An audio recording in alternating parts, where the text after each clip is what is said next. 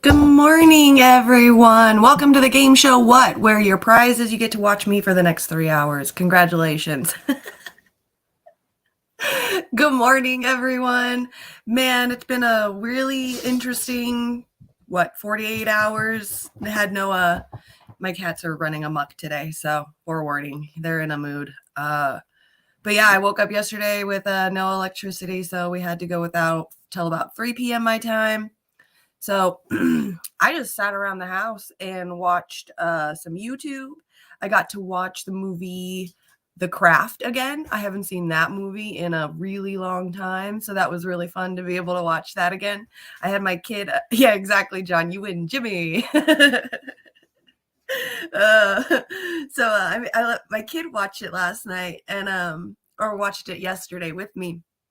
And it was really cool because these kids, they have like these short, I guess, like little audio clips from like old, 1990s and, 2000s, like just little audio clips from certain things. And she didn't realize that like a couple of really famous or popular clips on TikTok, audio clips, are from that movie. So there's a part in there where she goes like, jealous, jealous, you don't even exist to me. And that's really popular on TikTok. And so when she heard it yesterday in the movie, she's like, oh my God, that's from TikTok. That's so cool. I would have never known that.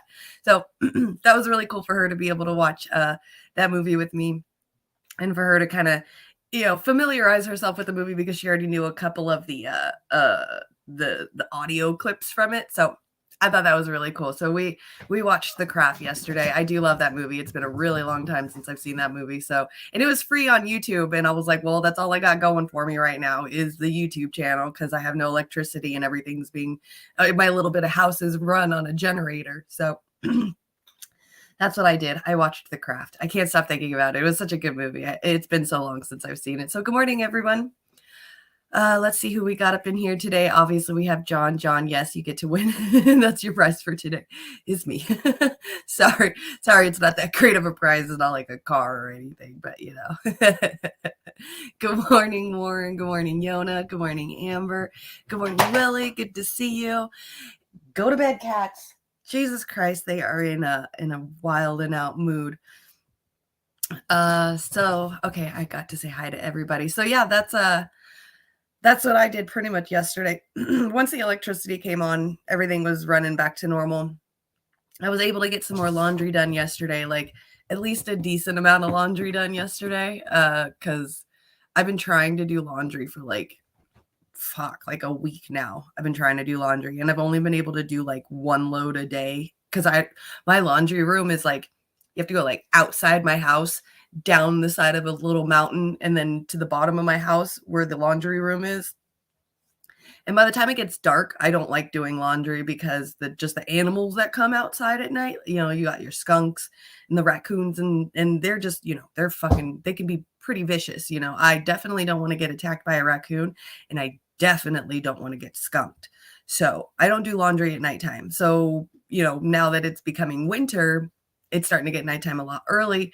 So by, like 4 or 5 o'clock, it's starting to get dark. And I'm like, well, fuck, my show ends at 2. And then I got to spend the 2 or 1. And then I got to spend those 2 hours editing the clips and clipping them up, and then, uploading them and stuff like that. So it's really hard for me to get like at least 2 loads of laundry done every day. So yesterday I was able to get like 3 or 4, and I was pretty happy about that. I still got a couple more to do, which they're all just blankets and stuff, because, my sister's dog has, I don't know, like I would just want to call it a peeing problem, because he just likes to pee everywhere because he's an asshole.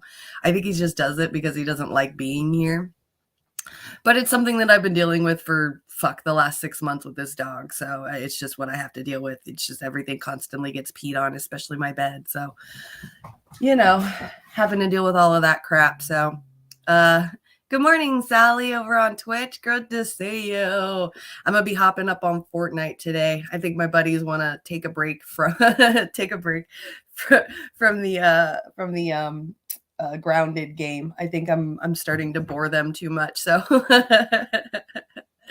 it's like they don't know what to do in the game, and I'm always like, all right, we got to do this and this in the game. And then like we got some new stuff, like we got some new things in the game, like some mushroom bricks. So we started building like a castle yesterday in this certain area. So that was a lot of fun, like building up the castle and stuff. But seems like they're getting a little bored with the gaming right now. So I was like, one of them, I think it was Les Bones this morning, said that he probably can't play today. And I was like, it's okay.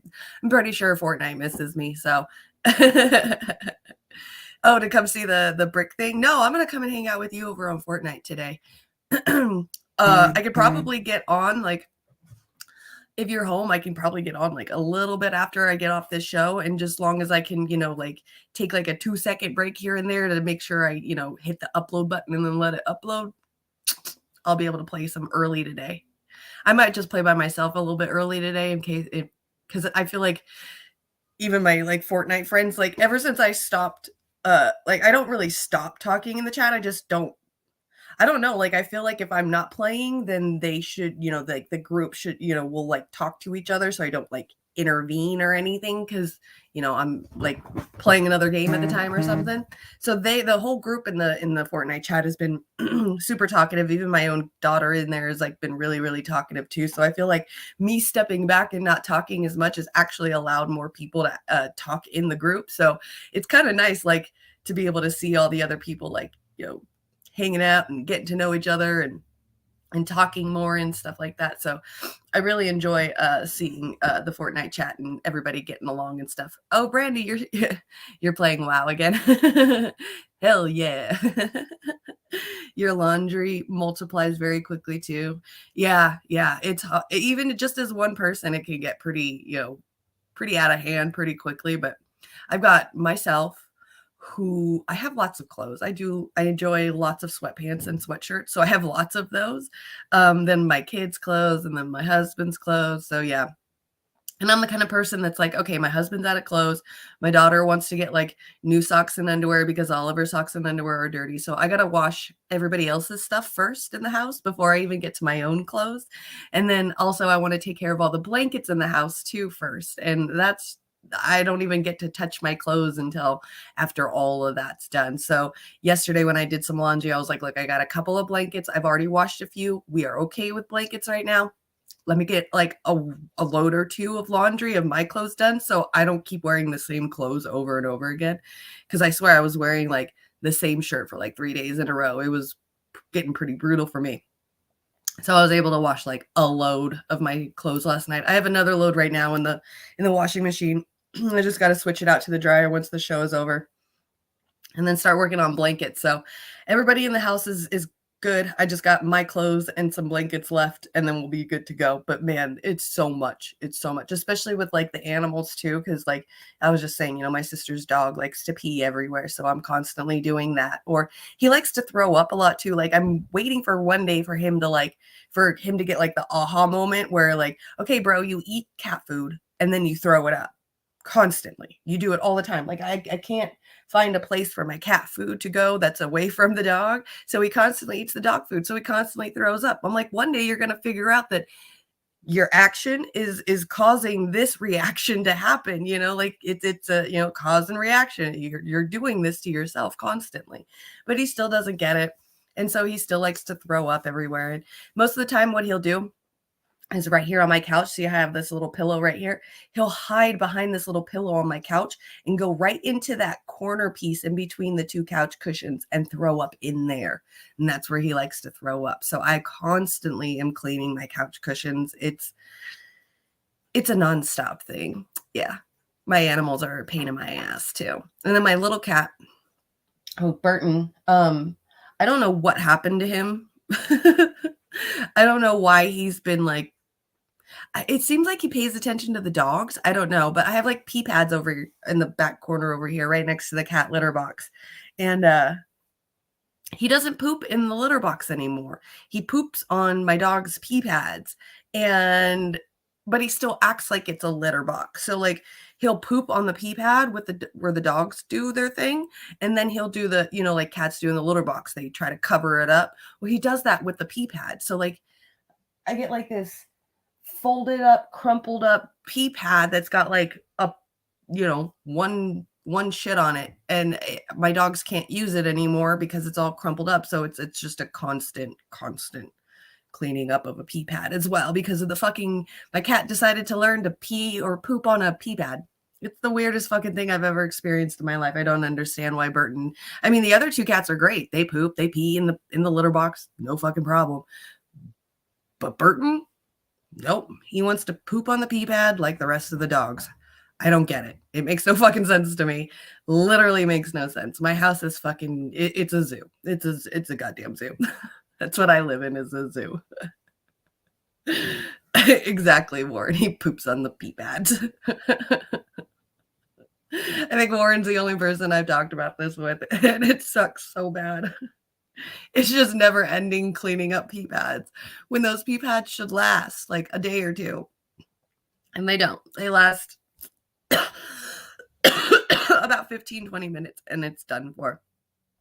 Because as soon as I put any clean thing down, They go straight for it. As soon as I clean that litter box, there's one cat that's like, oh, it's a clean litter box. Let me go in there and fuck that shit up for you. The ex just got herself a rescue beagle doing the same. Poor thing was in a Fauci facility. Oh, that's hilarious. Oh my gosh. It's crazy. It's absolutely wild to me the way that my house is. I swear it should be a zoo. I was always told when I had all the little kittens that I should do like a blog with the kittens. That way I could show everybody how wild my house is at all times. But it's definitely calmed down since the kittens have all gone. But man, that Burton is enough for four kittens. So it's wild to me. He is insane. But other than that, that's all I did. I just trying to relax yesterday and, enjoy the silence that comes with, the no electricity for a while. And then that's about it. I tried to keep up with the news yesterday. Looks like some interesting stuff has been going on. Looks like Liz Cheney, Ron DeSantis, Elon Musk are all finalists for the Times Person of the Year, which is crazy. Amber sent me a few things that were really interesting as well. She's been keeping me updated with the baby formula shortage. Seems like that is still going strong for some crazy reason. The news not even covering it. Looks like there'll probably not even be any. There'll still be a shortage of baby formula up until March, like this spring. So I thought that was really interesting. She also sent me an article about some Virginia soldiers who unalived themselves within like 1 month. So something's going on out in Virginia. Have no idea. Wait, Zelensky won. Zelensky won what? What did he win? He's already the president. I want to know what he won. Did he win a free 3-hour Jimmy show? And then so other things I found, I thought these were, I mean, they're not really, I don't really care about them. They're not really that interesting. I just thought, hey, you know what? My girl Stormy's going to like this. So Trump Organization was found guilty of tax fraud. And then Michael Avenatti has been sentenced to 14 years for his fraud case. Oh, he won Times Person. No fucking way. Out of all of those shortlists, that's who won, was Zelensky. No way. Right, exactly, Holly. I can't believe that. Are you fucking serious right now? Did he really win Time Person of the Year 2022? Oh, you're fucking right. Oh my God. Wow. That's disgusting. So it just came out a few hours ago. Okay. Yeah, but why? Why him though? So wild.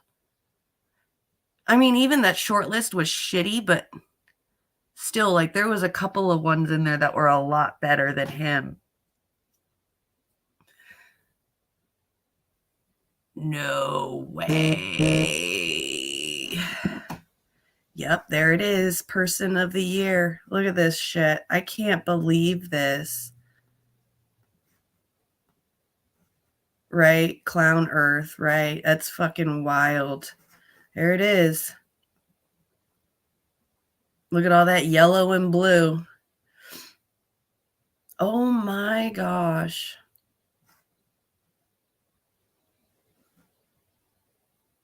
Yeah. Part of the propaganda machine, of course. Absolutely. Wow. And it's just going to be like a big old fluff piece about it, too. That's what's going to suck. It's going to be like, he's doing this and he's trying so hard. And man.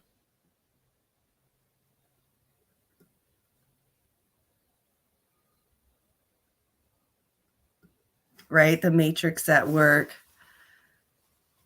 Exactly, Lily. I'm the same. You're never going to see no yellow and blue Ukraine shit on my page. No sunflowers, none of that shit on my page. Wow. You guys. I mean, now that I've seen the winner, I kind of would have gone for anyone else but him. Like, let Elon Musk get it again for a second year. Fuck it. He doesn't deserve it either, but he's a lot better than fucking Zelensky. Wow. That's wild.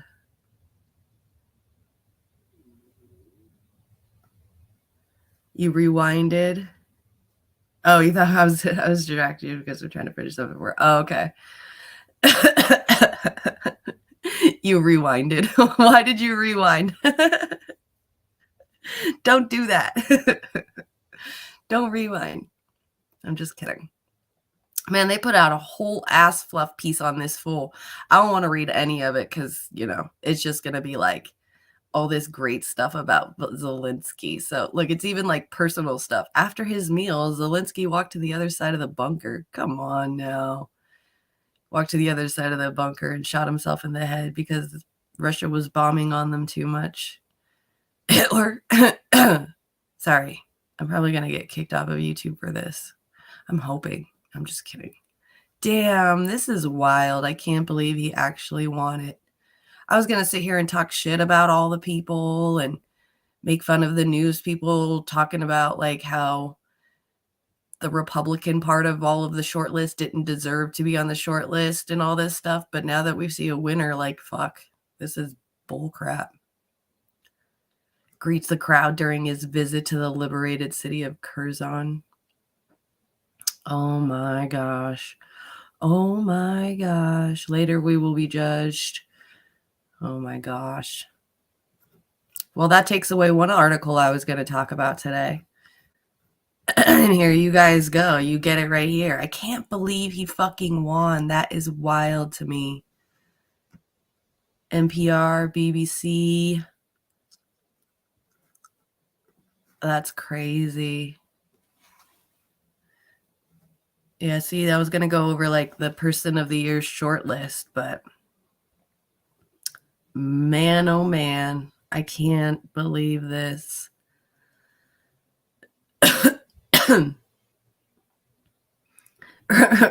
Right, exactly, John. He's going to start kicking people off of Twitter because he didn't win.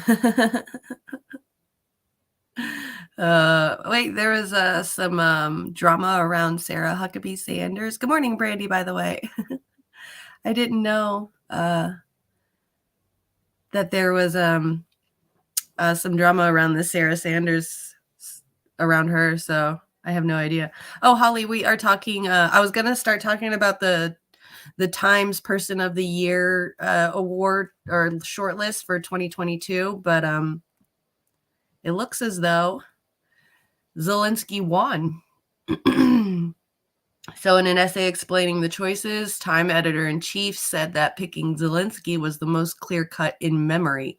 Whether the battle for Ukraine fills one with hope or with fear, Zelensky galvanized the world in a way we haven't seen in decades.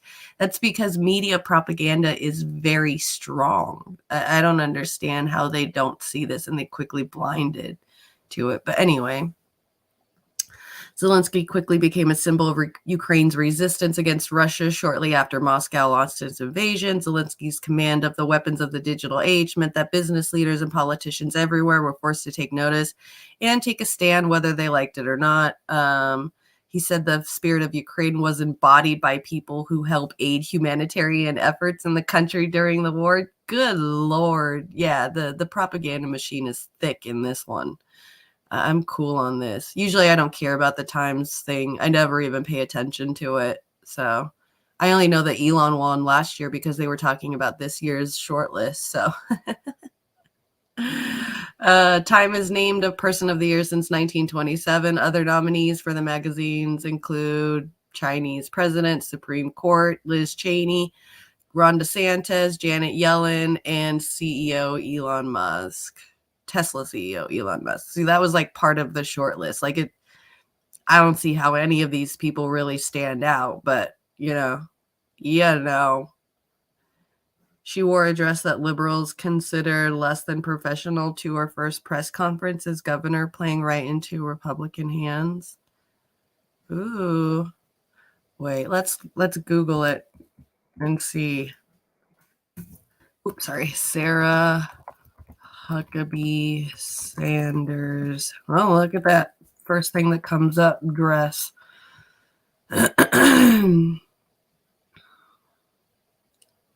Somebody put right here, what does Sarah Huckabee's outfit remind you of? Me, Raggedy Ann. I would not volunteer to wear that dress. What? This sounds like some stupid shit. This person said it looks like something from Hee Haw back in the day. Is that the dress? It's cute. Nothing wrong with the dress. They're really up in a hoopla about her dress? For real?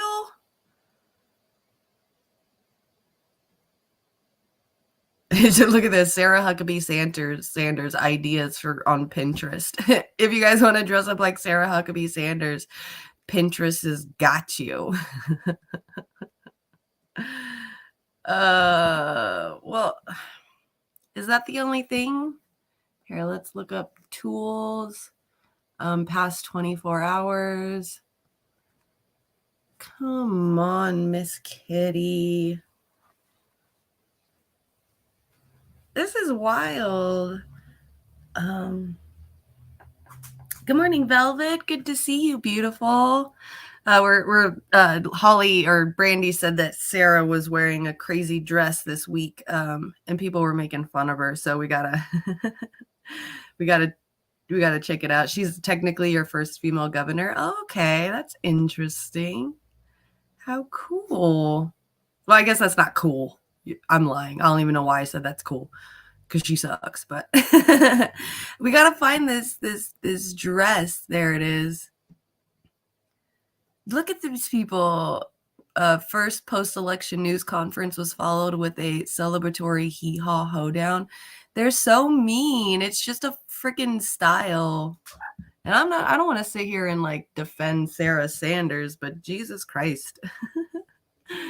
Who cares? Let this girl go styling. We don't sit here and make fun of what's that one girl from Arizona? I mean, we do, but come on, Kitty. I know you want to be up here with me, but you can't. I love you.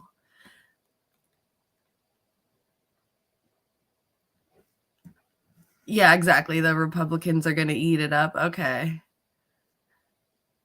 This is the Velvet Heart, and then this is the Jimmy Heart. That's right. That's right. I always use the black heart because it reminds me of how cold and heartless I am. I'm just kidding.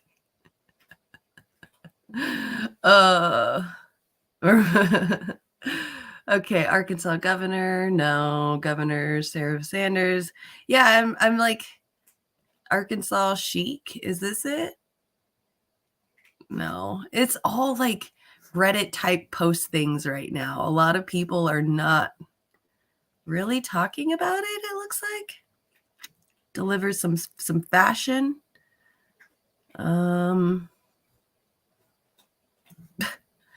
What is all of this stuff? Like, it just doesn't want to send me anything like that. It's just back to these like Reddit type things.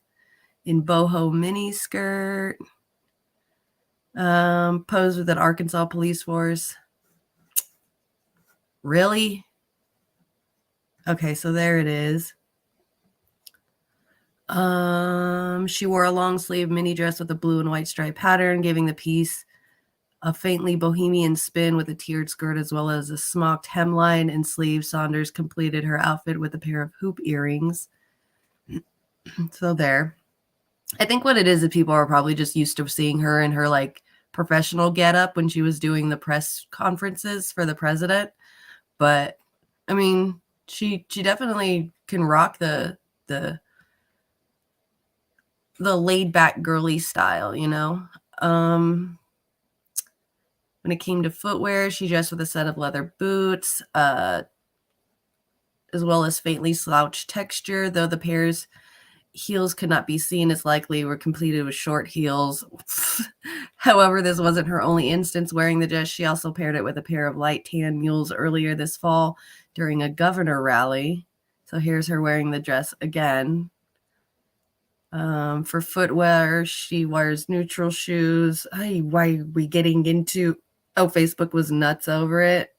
If you're going to criticize her, at least give her a legitimate... Yeah, if you're going to criticize her, at least criticize her over something that's worthy. Like, we're just getting into the fashion stuff now, which is wild. Seems very childish to be going after her clothing. I mean, yeah, she looks all right. I don't want to sit here and, like I said, have her side on anything, but exactly, John. Yeah, clothing choices. Do you, girl? Get it. I don't see anything wrong with it. But I can see like how, Democrats would start a little hoopla over something stupid like this, and of course leave it up to Twitter to start talking shit about it as well, too. Saying that there's a hee-haw and shit. Come on. Like, I get it. You want to make a joke. It's funny, but man, have some context behind it. Like that kind of like joke about making fun of her clothes. It just doesn't seem like, I guess, yeah, Democrats are slowly turning into as petty as Republicans are, but it seems like it's more of a Republican thing to do, to get all petty about the clothes. Like when they were, what was it, like Obama in his tan suit? Like, come on now, that's what you guys are going to go for? This guy like drops bombs and flies drones over the Middle East countries, and you just care about the tan suit? Okay. I mean, she worked for Trump, who Trump goes and, used to go and hang out at Epstein's Island, but let's worry about the dress. You gotta love the news. That's wild. That's absolutely fucking wild.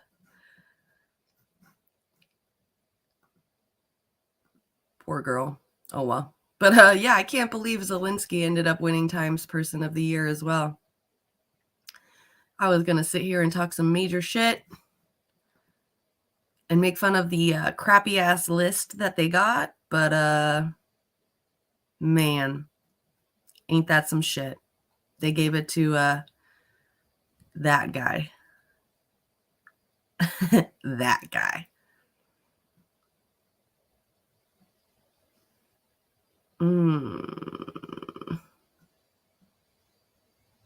Ooh, somebody, this isn't looking good. Somebody put, who's Yakov Kadini was, okay, so I don't know who that person is, but they're saying that this person was right about Zelensky. Учитывая то, что буквально завтра начинается еврейский Новый год. Okay, so in the beginning I want to, wait. What? Since literally tomorrow is the beginning of the Jewish New Year, I want to congratulate you on this holiday and wish you all the best. What would you, for this Jewish New Year, wish to Vladimir Zelensky? With which words would you congratulate him? And then this guy says, I treat him as the most disgusting, the sneakiest representative of my people, who builds his career supporting those who are the successors of those who were destroying our people. If he wins Ukraine, I would treat him in the same way as I treat Stepan Bandera, Petlura, or others. But as he is Jewish, I have another requirement of him. This is a disgrace to my people, a disgrace that will never be wiped out, neither from himself nor from his family. He spat on the grave of his people, murdered by those who support him now. He spat on the grave of his grandfather, who was fighting against Nazis. That's why I have my scores with him to settle, not as a politician, but as a Jew Jew to Jew who helped to the murders of my people and who is standing now on their side. We have it with our own scores to settle. Ooh. Ooh. Ooh. That's a no bueno. Yeah, they use the tan suit as a justification. Obama's new clothes. Uh-oh, you had to allow Velvet's comments. What happened? Who blocked her? Oh, it was just something that said, and then you had to allow it. See, I probably it didn't even come up on my stuff at all. So I have no idea what she even said. This stupid, like, the live live chat is so weird. Probably, yeah. Oh, yep, it's classist bullshit, typical Dems. Like, why are they cutting out? Like, I can't even see it in StreamYard. It's not even in StreamYard for me at all. So that's wild. One of Willie's comments too. See, I don't understand what the fuck YouTube is doing to my shit. Like, I can say fuck and they're not going to turn me off. So why are they cutting it out in the chat? I'll have to go into the YouTube studio or something today and figure it out what's going on, because that doesn't make any sense. Even one of Willie's comments too, like, what? That's wild that it does that. Is it the long one? President Zelensky's demand for the U.S. government to blacklist Rand Paul, Tulsi Gabbard, and Glenn Greenwald, and his wife pressured the Web Summit in Portugal to ban the gray zone. Is that it? Oh my gosh. Oh my gosh. See, I don't know why it's doing this to me. It's not showing me a lot of it. Like, even I see right here, it says Amber says, smash the like button. On my way to work, sending love and light to all of you. Be well. I'm not seeing it in here at all. And I could highlight that. But I'm not seeing it. That's wild. This thing is being really weird. It was saying that StreamYard wasn't streaming to Facebook yesterday too. So I think there might be a new update maybe coming. That's the only thing I can think of is a new update that's coming. That's why it's like maybe it's a little buggy and being a little weird, because it usually never does this to me. So I have no idea. Good morning, Steve. Good to see you. We are looking into the Zelensky being Times Person of the Year 2022. You may be the ruler of a large country, you may have political influence, you may have a strong army and advanced military capabilities, but you're never going to have the kind of respect this man has. Ew. Ew.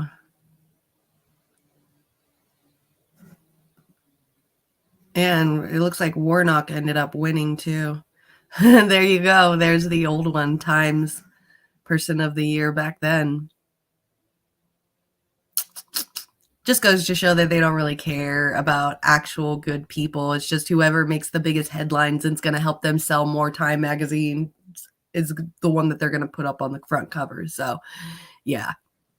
Only last year, Time published an article about the white supremacist Azov militia radicalizing members globally. This happened under Zelensky's watch. Now they name him Man of the Year. Yep. See? White supremacist militia uses Facebook to radicalize and train new members. Recruits training in August 2019 with the military wing of Ukraine's far-right Azov movement, which has inspired white supremacists from around the world.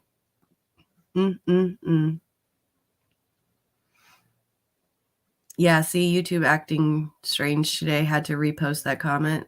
Man, because Willie used shitlib.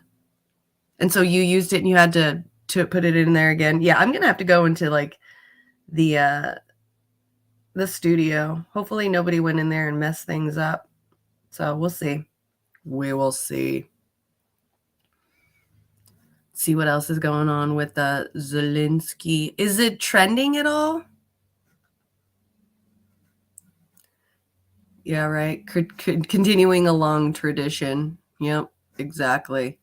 Nobody should care about what Time magazine has to say anyway. See, they could have put these people up as like the 2022 persons of the years. That would have been, I mean, I would have been happier with one of these motherfuckers in Time persons of the year than what's in there. What? This guy fixed 2022. Oh, oh, oh. Look at all that's in there. You got Soros. You got Pelosi, Obama, Hillary, Zucky, Bill Gates. You got Biden in there. I mean, this guy did okay. I would have added a couple of swastikas. There's some Nazis up in there, but other than that, I mean, it's all right. It's all right.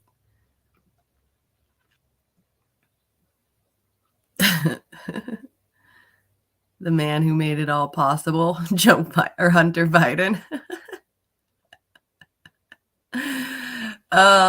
Some of the times I enjoy Twitter very much so. He stood up to both Trump and Putin, which is more than Republicans can say. And then this guy's on one of my favorite photos. Doesn't look like he's standing up to him very much. Ew, gross. People, I swear.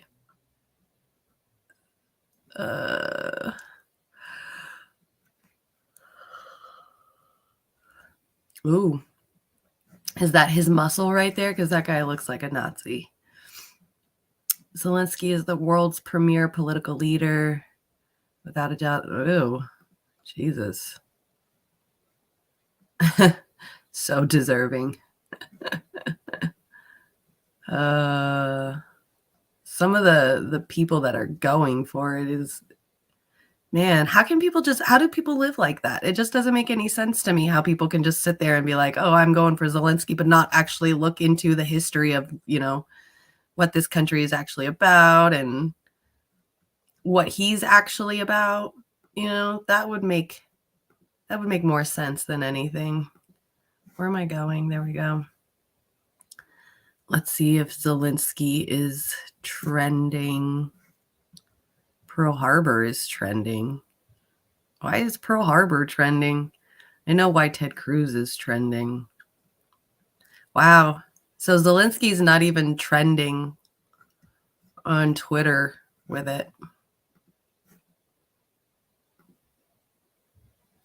That's interesting. I saw Tommy Lauren was trending last night, but it just seems like she was just pissed off that Warnock won, and that was it. So, yeah, I'm not seeing anything else for Zelensky.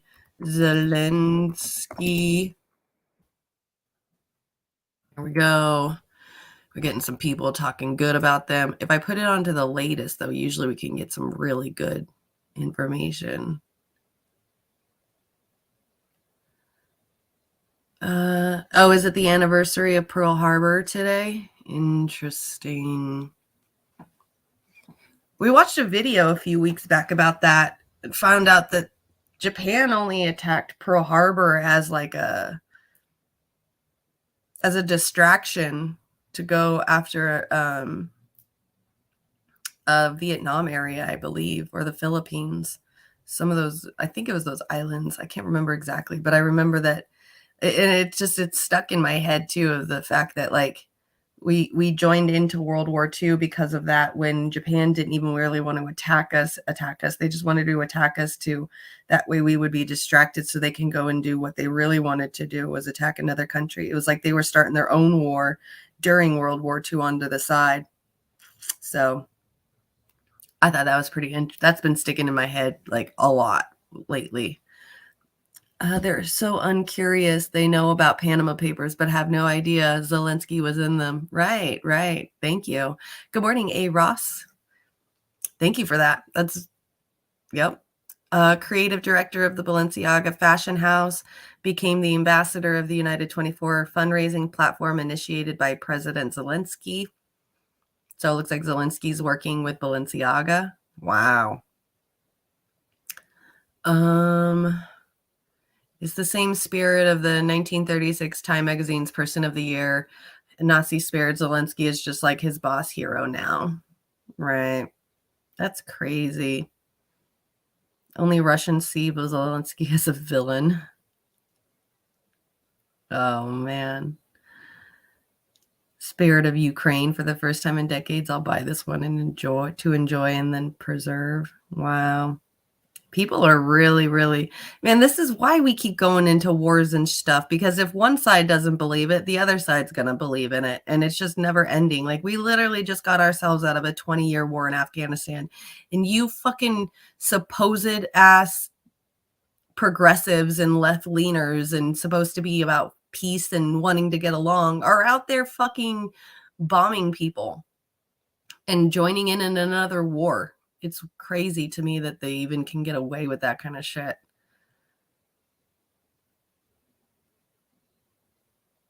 Ay, ay, ay.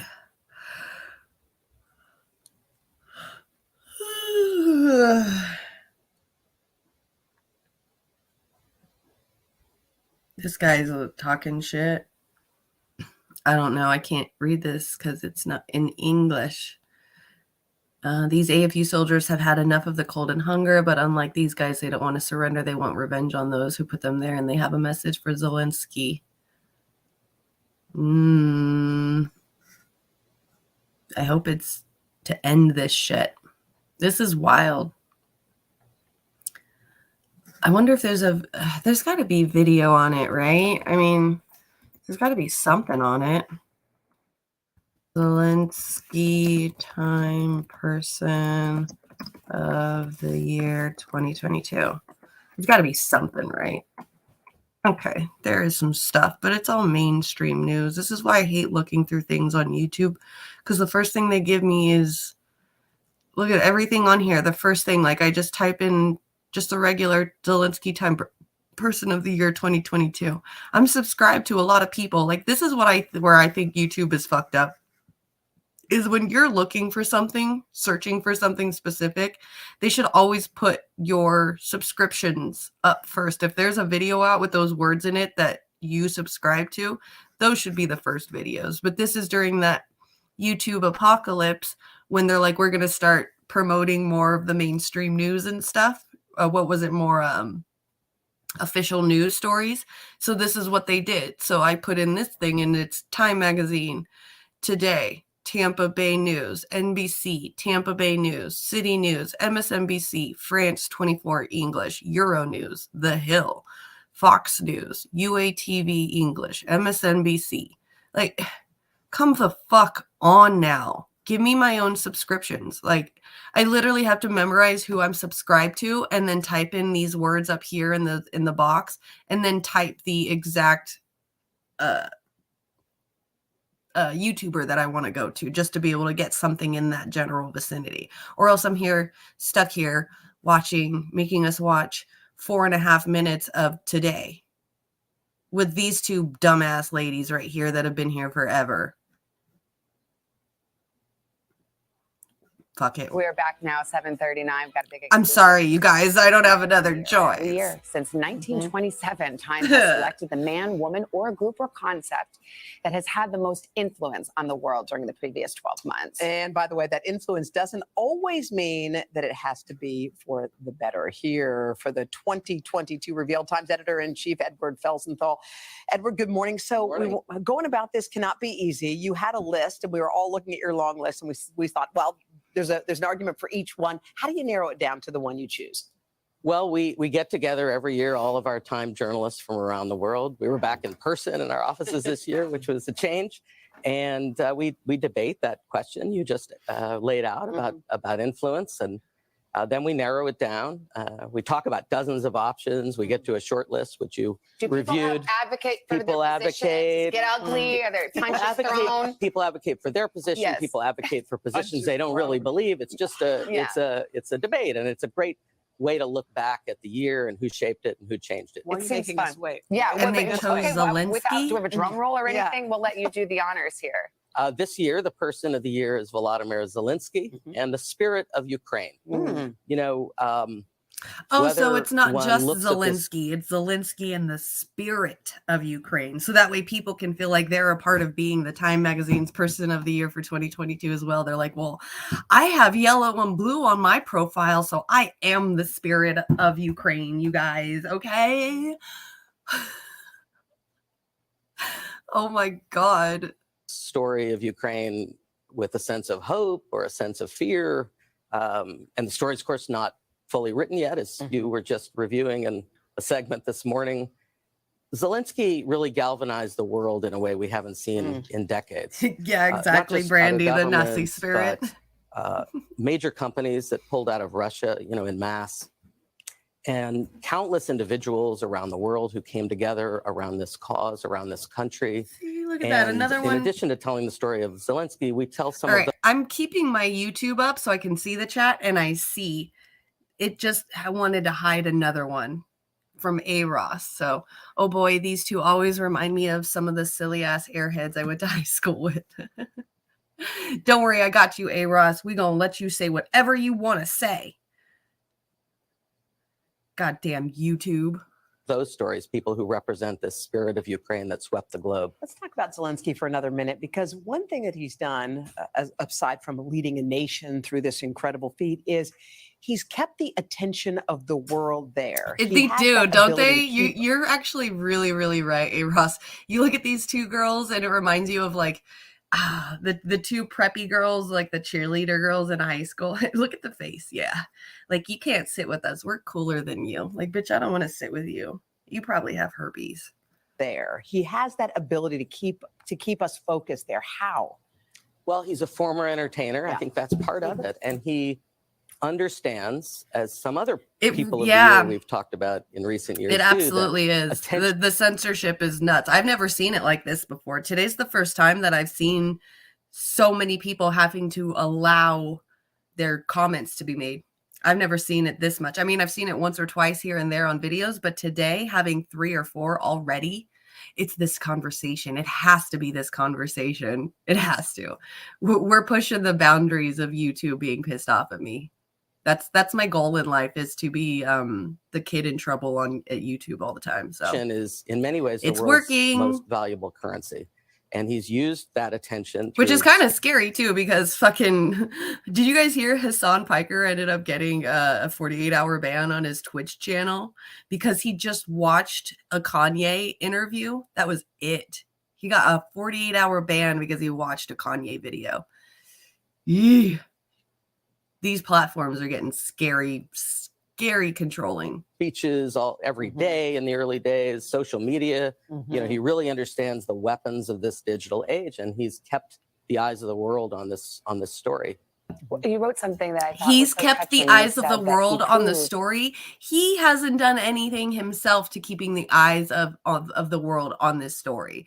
The media has constantly shoved these stories down our faces to make us want to and manipulate us into voting and not voting, but wanting to back Ukraine and thinking Zelensky is a good person and all, everything that they think with their flags and their sunflowers and shit. Like, why does the media did this? Okay, if the media would sit there and pay attention to what's going on in Yemen, let's say, things would be completely different right now. If we covered as much stuff in about other countries and what's going on in other countries that we are ruining as much as we do with what's going on in Ukraine and Russia, Time Person of the Year would not be Zelensky right now. This is all just manipulation and distraction and controlling the narrative and media manipulation. That's all it is. And so this is why this person is going to win. This is why the leader of Ukraine is going to win, is because of the media. And this is even more proof right here, this video. Like, they brought the guy, one of the guys who was in the room, to discuss who's going to win Time Person of the Year, and they released the winner of the Time Person of the Year on this media channel as well. Like, there couldn't be any more excuses and any more reasons as to how this isn't formed and functioned in a way that, you know, serves their needs and their storyline, and it manipulates us with propaganda to believe whatever they want us to believe. That's all this is. It's literally, it's a show. It's a fucking play. I'm surprised we're all not like, I mean, I know I've been sitting around with popcorn watching this shit, but it's not very interesting to fucking watch. But that's all it is to them, is a fucking show. It's a show. That's all it is. So they're circling the wagons now after Matt Taibbi's Twitter files dump, and yeah, Kyrie's H2N controversy, especially after Dave Chappelle and LeBron James spoke out about it a little. Yeah, they're scared seeing people push back now. Absolutely they are. And I hope that even more people start to push back, because I've always noticed that if we're going to even make any kind of dent in the thought process of anybody higher up, there's got to be a minimal of at least 3 million people coming together to think the same thing, to fight back.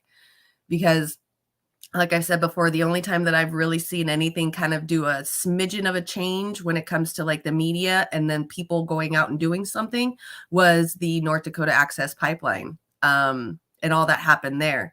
So, and that was up to almost 2 to 3 million people there at one point. And that kind of made a dent in the media industry, just a smidge to where you would hear about it maybe once or twice a week. And so if we can get more than that, like let's say 10 to 12 million people, then we can start, you know, making like cultural conscious changes, you know. So like cultural narratives, changing the narrative of how people are thinking. So that courage is as contagious as fear. And that goes to the other recipient of Times Person of the Year. Wow, courage is just as contagious as fear. Wow. I didn't know that you pretend like Zelensky and Ukraine and all of them have courage.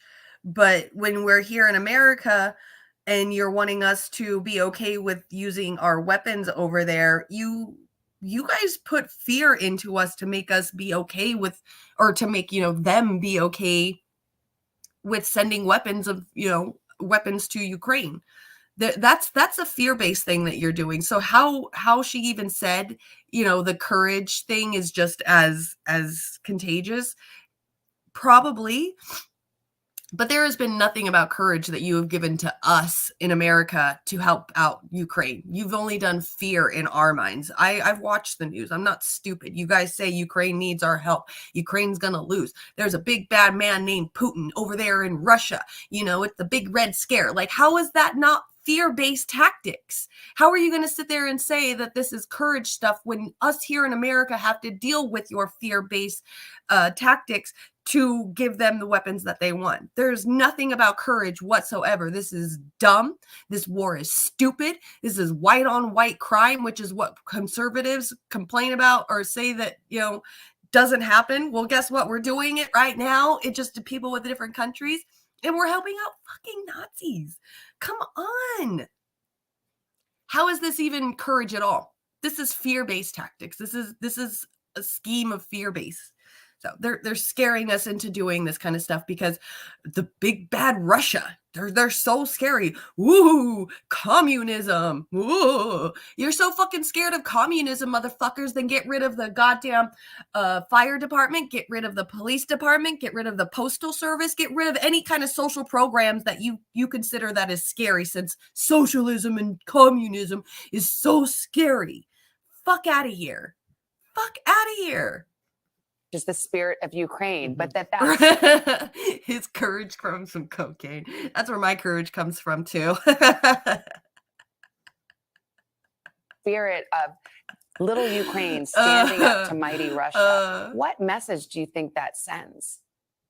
Well, I think, you know, none of us, no one was really predicting that we'd be where we are 9 months after this invasion. So the story is still being written, but it is the story of the last few years has been one of disunity, of division. And I think part of what comes through both in Zelensky and the way he's motivated people, but also this spirit of Ukraine, is that there is unity possible, not everywhere in the world, but the world has come together around this cause in a really powerful way that maybe I don't think we would have predicted a year ago. And something else Time selected were the heroes of the year.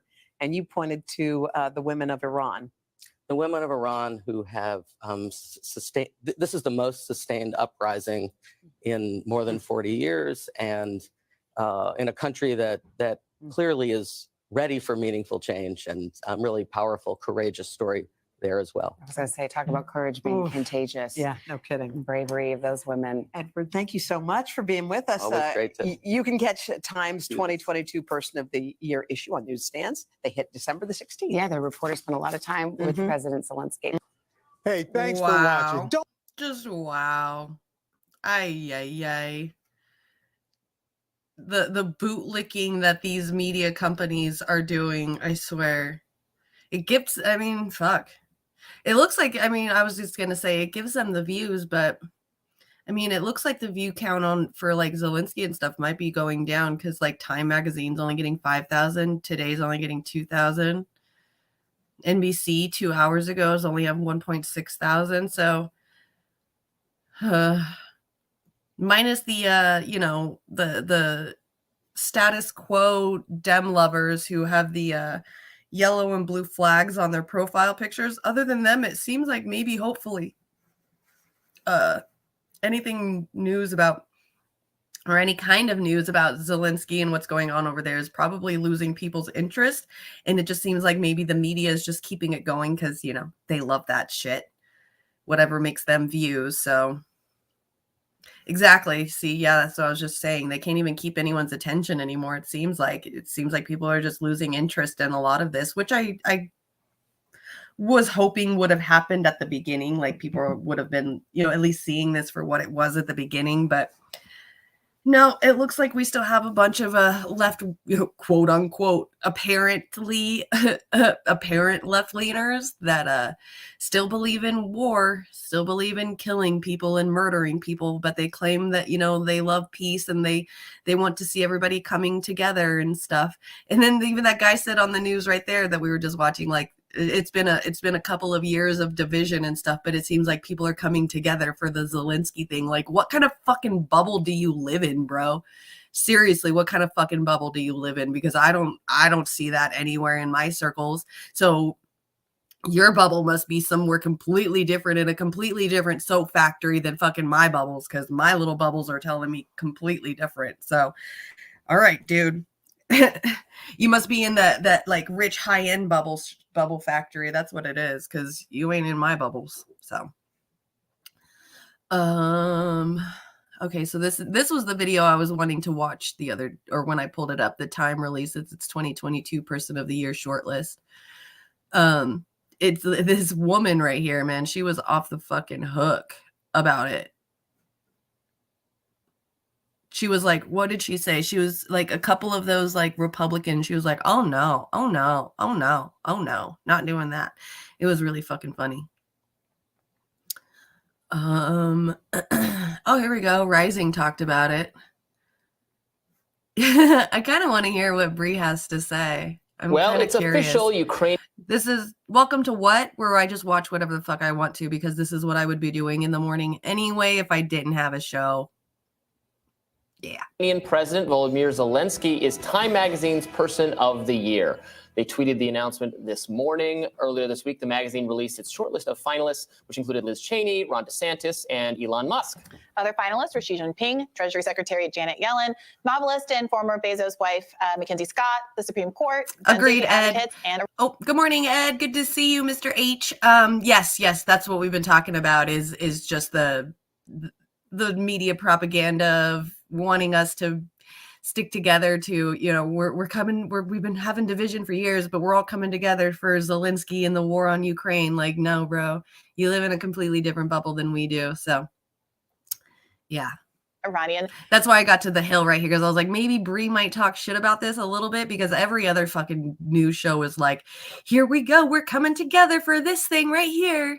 Protesters. And we should note it's not just Zelensky, but it's Zelensky and the spirit of Ukraine. And I should note that there it is. That's at least starting what I wanted to see. The sigh of like, here we fucking go. The spirit of Ukraine. Come on. Hitler was person of the year in the World War II era because they don't, it's not necessarily the most admirable or best person or more upstanding person. It's the person they think was most important to or consequential for the year. And given that criteria, I think you absolutely can make a case that Zelensky is that person. Now, it also fits that he's being glorified there, and it's not. Yeah, the picture really also the spirit of Ukraine. And look, war is horrible. People having to be exposed to those conditions, deserve all of the sympathy in the world. But it is very difficult to embrace this in that sort of a spirit when it seems to be part and parcel of a larger propagandistic effort that is geared toward preventing Americans from engaging meaningfully in a conversation about how this war is ever going to end.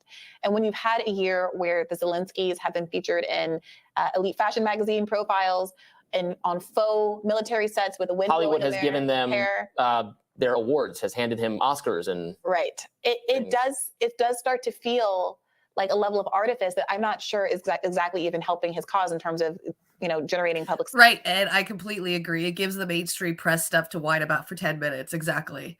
So we're going to hear, Republican conservatives talking about how it's not even like this is stupid. This isn't a person that should have won. It should have been, their girl, whatever the fuck her name is. What's her goddamn Liz Cheney? Yeah, it's pretty much a 10-minute of shit talking when we've already been in war with Ukraine and Russia for a year now. We were in 20 years of war in Afghanistan, in the Middle East. Like, come the fuck on. We just constantly want to get into wars all the time. And then they find ways for one side or the other to want to be a part of this war, to be in. Right now, it's Democrats, which is fucking wild to me. Like, you guys have really been spending the last 20 years saying that we need to get out of war and get out of Afghanistan and blah, blah, blah. But then listen to Republicans saying, well, Al-Qaeda is terrorists and they're going to kill people and blah, blah, blah, all this other stuff, even though they're just rebels in their own country. And yeah, no, I'm losing track.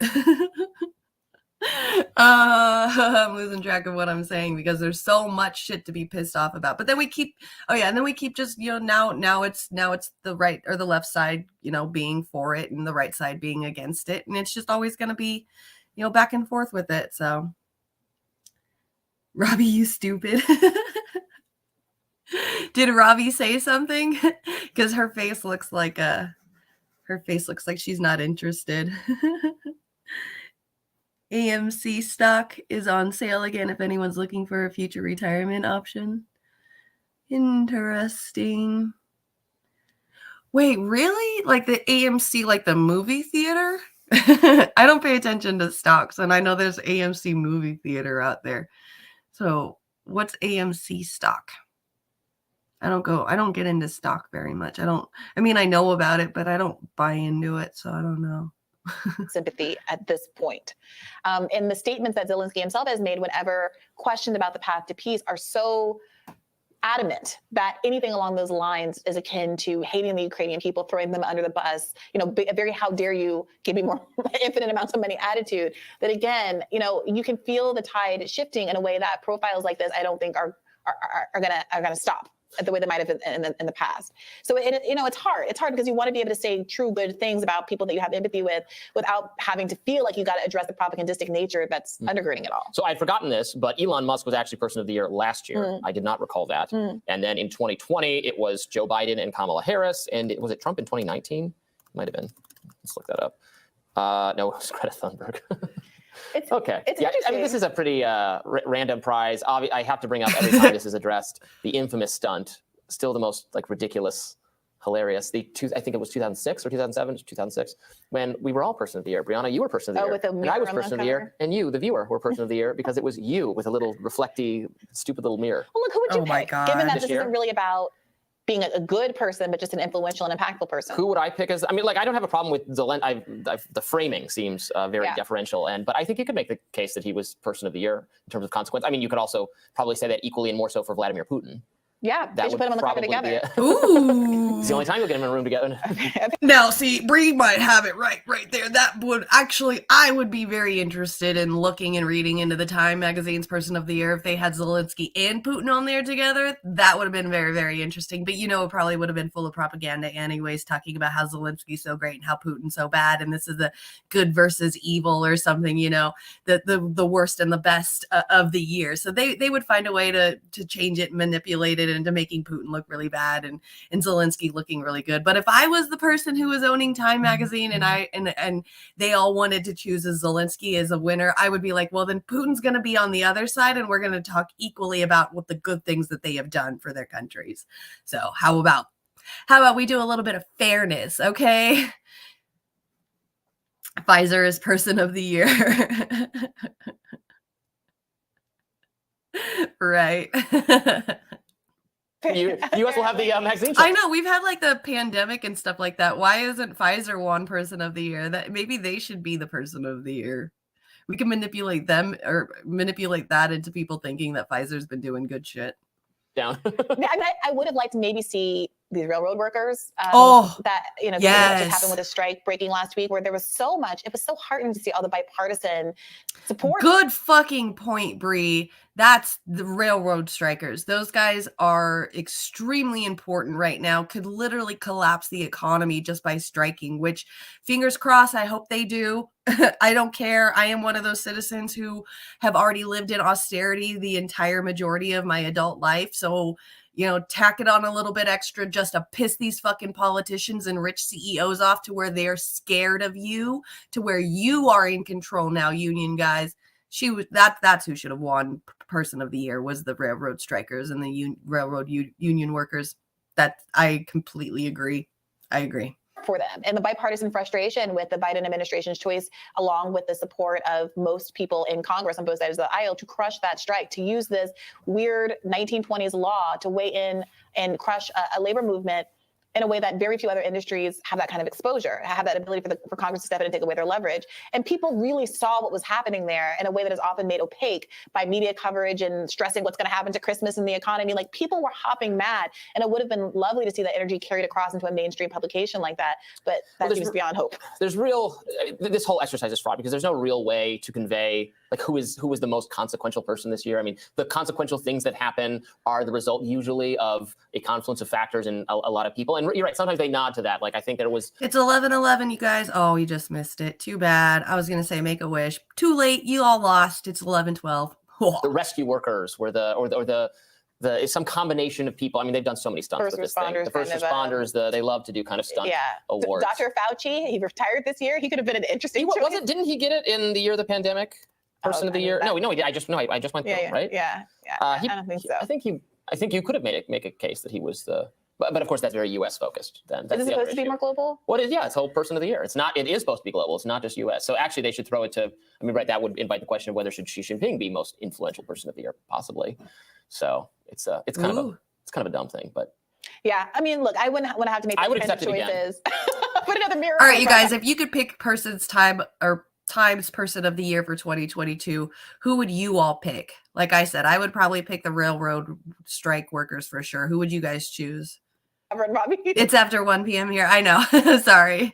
I saw 11/11 and got excited, so I had to say it. And then as soon as I stopped it and played the video, I was like, well, motherfuckers are like 1:11, and there's other people that are like at 2:11 right now.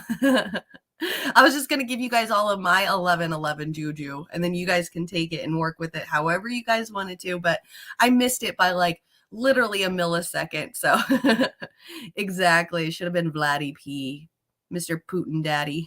Jimmy's my Person of the Year. Exactly. There you go. My Person of the Year is Warren. Warren's gonna be my Person of the Year. The journalist. So this could have been more annoying. The misinformation reporter. The social media monitor. The fact checkers. All right. Okay. That would be horrible. I do think there's a very fascinating case for it to be a focus on journalism. Oh, there's a good one, Ed. Yeah, Julian Assange. Definitely, I agree.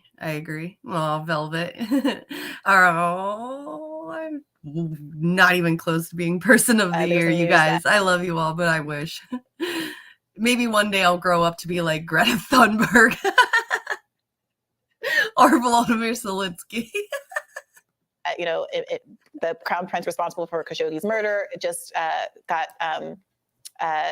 the clean bill of health from the U.S. court system and won't be prosecuted there. There's obviously conversation. What about Venezuela? Like, what about them? Maybe, or like, what are the South American countries down there? Who's the one that just won the presidency that we all liked?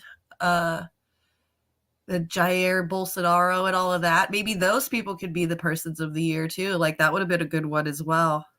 But it's too progressive, so they would never. About the media finally covering Julian Assange in a way that is more purposeful and accurate than has been done. Were the whistleblowers a person Aww. Zara, your granddaughter Nyla, that's so sweet. That's who your person of the year is. Oh my God. Yeah, Lula, there you go. All of that. Like, that should have been the person of the year for sure. That would have been a really good one because that was a really hard defeat. The guy spent time in prison and he ended up winning when he got out again. That to me probably would have been a little bit more deserving of person of the year than Zelensky for sure. But you're so adorable, John. Oh my gosh, I adore you. You are so sweet. Speaking of granddaughters, oh my gosh, you guys, really quick side note here. You guys want to see something really, really cool? I'm going to go grab it really quick. I got something really cool to show you guys. I got a cool little gift this week. Hold on, let me go grab it. Oh. All right. Speaking of grandbabies, look at what I got this weekend. Hold on, I gotta put my earpieces back in or I can't see anything. Look at what I got yesterday. Oh. So that's my husband's daughter. So that's my stepdaughter. And then that's my step grandson. It's just my grandson. I'm pretty much just calling him my grandson because I'm married. So he's my grandson. But I got my Christmas. Look at them. So cute. Look at how precious they are. Tell me they are not just the cutest little kids ever. I love them so much. Look at him. His name is Jace. That's my grandson. And then that's my stepdaughter, Alexis. So that's her son. He is just the cutest little thing. He lost 2 teeth this month. And we heard about the first tooth that he lost. So as a cool little, like, I didn't want to like stick myself in the situation. I kind of wanted to just give him something as a little gift for losing his tooth. So we got a hold of his mom when he lost the tooth and said, hey, let Jace know that I think the tooth fairy got a little mixed up on where to give the money for the tooth. And so we have money here. I just woke up with money under my pillow for you. And I don't lose teeth, so it has to be yours. So we sent him like $20 for the tooth fairy. And then he ends up losing another tooth like in 2 weeks, 2 weeks later. And he gave us a call and he's like, Granny or Grammy, did you find more money under the pillow? I lost another tooth. And I was like, I don't know. Let's go check. I didn't know he lost another tooth. So I was like, pretending to check under my pillow and stuff. I was like, oh my gosh, there's money under here. Did you lose another tooth? It was the cutest thing ever. I absolutely adore it. It was so much fun having a grandbaby. I think it's like probably the greatest thing ever. Like, it's just so much fun because it's another kid, another child, absolutely loves you. You love them, but they go to their mom all the time. So it's nice. You get to like see them and then send them back to their mom instead of your own kid where you're like, yeah, no, enjoy it. Visit. Yes, they're absolutely adorable. Oh, you want to give it back to me? Fuck. Okay. I got to change the diaper or it's crying, With this, it's like, oh, I get to enjoy the babiness while the mother takes care of the kid. It's so nice. This is our second Christmas, card that we got from them. I think we got one like 2 years ago as well, a little handmade one that he made. This is just more of the family one. So it's so cute. I'm like I'm so excited and happy about getting it. So Colombia, yeah, that would be absolutely that. Yeah, I agree. So thank you guys. Thank you. You have the ultra. I know Brandy's about to have a grandbaby coming in as well. So that's so pretty and so beautiful. I love it. I love it. They wouldn't let me go in and see the baby when she had him because it was like really, really late at night. Mm-hmm. So when we finally got to the hospital, it was like super late. So they're like, you can't go in there. It's a certain time and stuff. So we didn't get to see her while she was in the hospital. But right as soon as she got out, man, we went and saw that baby. Had to. All right, let's continue.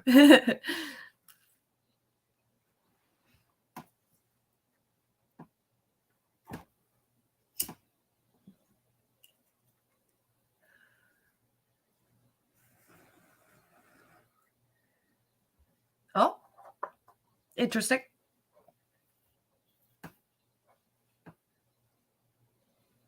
Yep.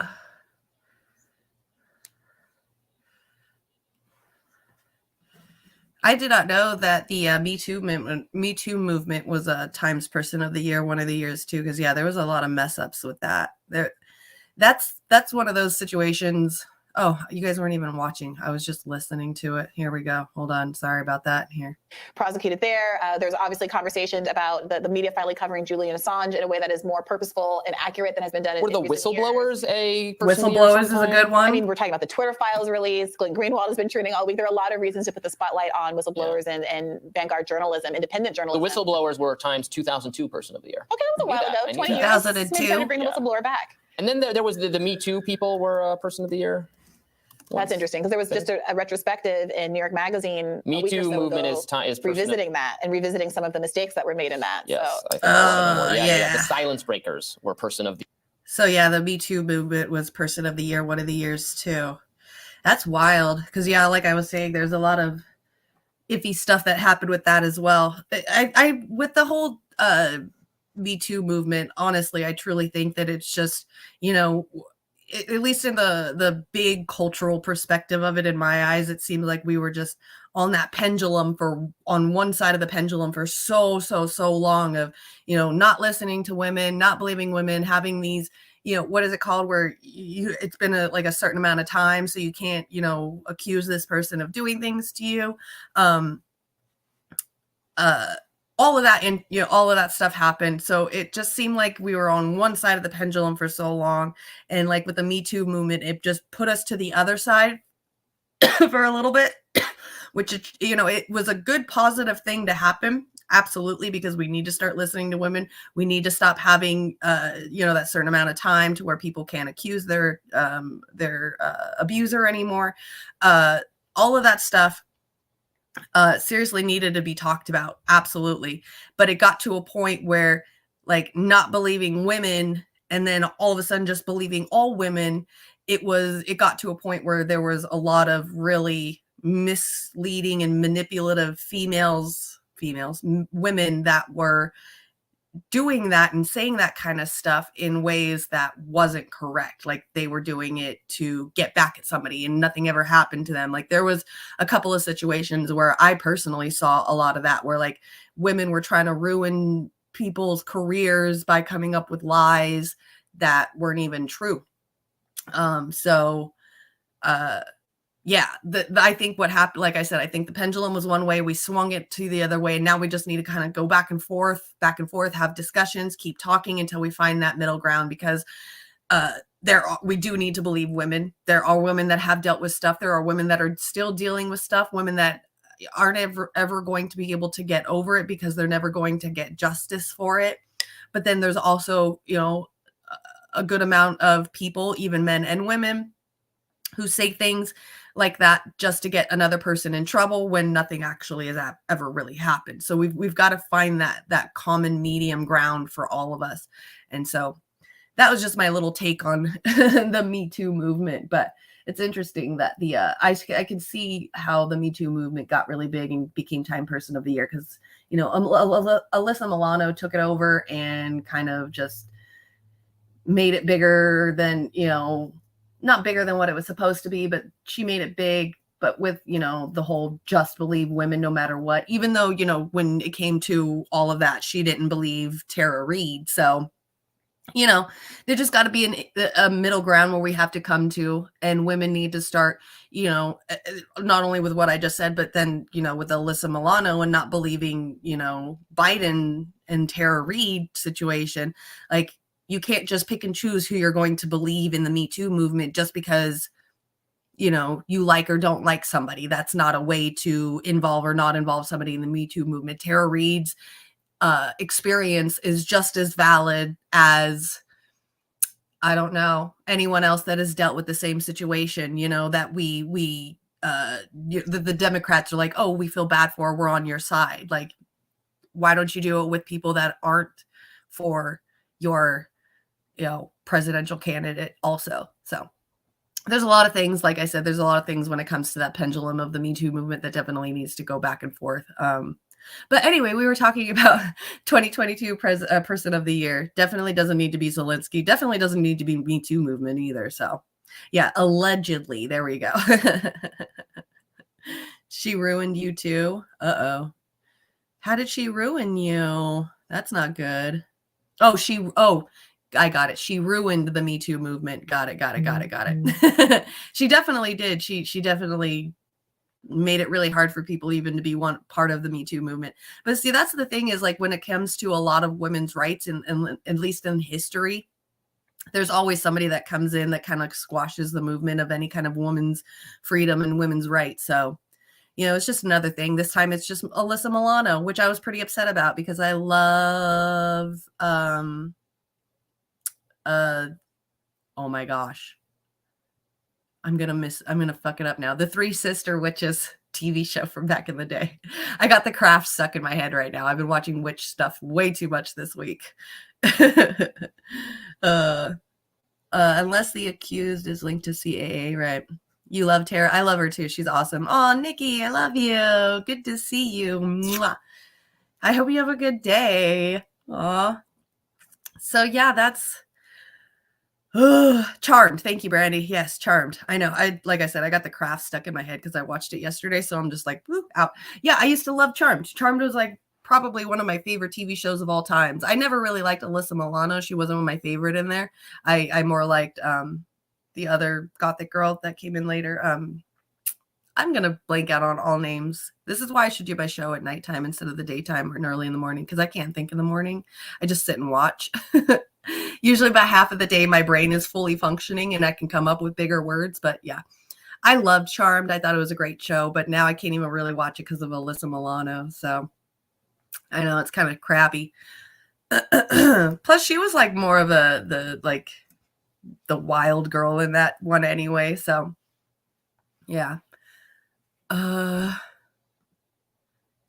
Do we want to watch? No, I don't care about that. About when they were talking about the person of the year and what CNN was saying. Meh. So, some interesting news. I'm only going to talk about it really quick because it's kind of off. I mean, it is off limits. It's kind of wrong to even talk bad about it because it's something serious that happened in a family. And, you just, no matter how bad the dad is or how bad the family members are, this is just something you just don't touch, pretty much. So the police were called to Senator Ted Cruz's home in a family matter last night, I believe, yesterday. So police were called to Ted Cruz's house in Houston on Tuesday night for reports of a teen with a self-inflicted stab wounds. According to the news, the police department said it received reports just before 8 p.m. local time on Tuesday of a 14-year-old with self-inflicted stab wounds on their arms in the neighborhood of River Oaks, where the Republican lawmaker resides with his wife. Authorities said the unidentified teen was taken to the hospital but could not say whether 911 was involved. In a statement late Tuesday, Cruz's office and his daughter was okay and asked for privacy for the family. Said this is a family matter and thankfully their daughter is okay. There were no serious injuries. The family requested the media respect their daughter's privacy at this time. And then they put in a hotline. I know that it is definitely trending on Twitter. Ted Cruz has been trending all morning on Twitter because of this. Yeah, it's up to 118,000 tweets. And people online are just brutal. But then some people are just, really doing amazing, work of not talking too much shit. But you know how Twitter is. The Craft was from your teens. Yeah, it was from my teens and my childhood. It was amazing. People are accusing Ted Cruz, they're like, this is Ted Cruz's daughter, she came out as bisexual and then she attempted to unalive herself. This is what the hateful laws against LGBTQ do to children. This is Ted Cruz's daughter. Like, this is something that you just don't do. You don't do that. This is something serious. Hands off minors. This is a no-go, 100% off limits. You do not touch anything that has to do with minors. this is something for his daughter to come out with if she is ever able to comfortably talk about it. This is not something for people to be making fun of her for. See, like even these people, like this person right here, the left offering Ted Cruz's 14-year-old daughter support after attempted suicide is heartwarming, unlike Republican Matt Gaetz, who said Democratic representative was unable to serve on the J6 committee after his son took his life in 2020. Like, why bring in politics? Why do this? This is something that you just don't do. Like, we all hate Ted Cruz. We get it. Ted Cruz is a piece of shit, and he's a loser, and he's a horrible, horrible human being. But this is a child that is doing something to herself.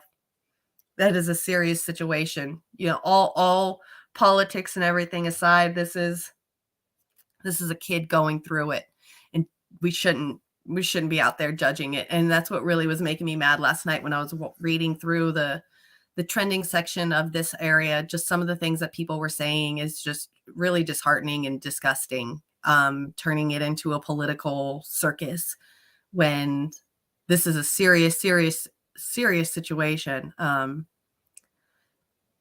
Yeah, exactly. His kids don't deserve it, even if he is an ass. Exactly. I think the only one right here is the only good one I saw this morning was Kim Iverson. She says, I'm seeing comments regarding Ted Cruz's daughter, assuming she attempted unaliving herself because her father is a conservative and she came out as bisexual. It's also possible that she was endlessly ridiculed by liberals for being Ted Cruz's daughter. Fact is, we won't know and we can't guess. And we shouldn't guess. It is not this is the problem with internet and social media and the media and all of that, is because we don't know this person and we have this wall blocking us from, being humans, which is, i.e., the internet, our keyboards. We tend to say things that we wouldn't normally say in a polite setting around actual human beings in real life. You would never say something like that with people that, you're not comfortable with.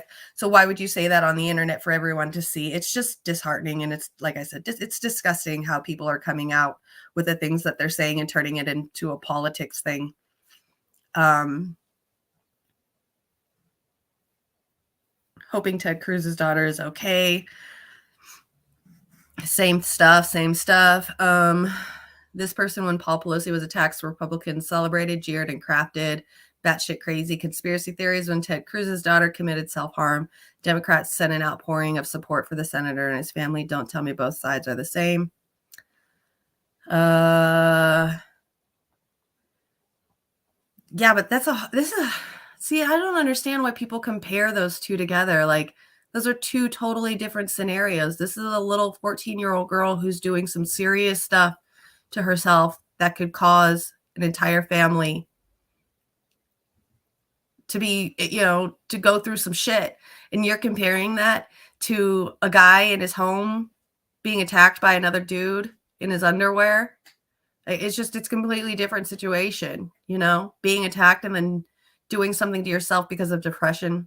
You never should compare those things together. This guy's stupid. Oh, it looks like Candace Owens changed her picture. I love how everybody's using the fist now. It's just so diluted that nobody even cares about the fist anymore. It's wild. There's so many fist usings.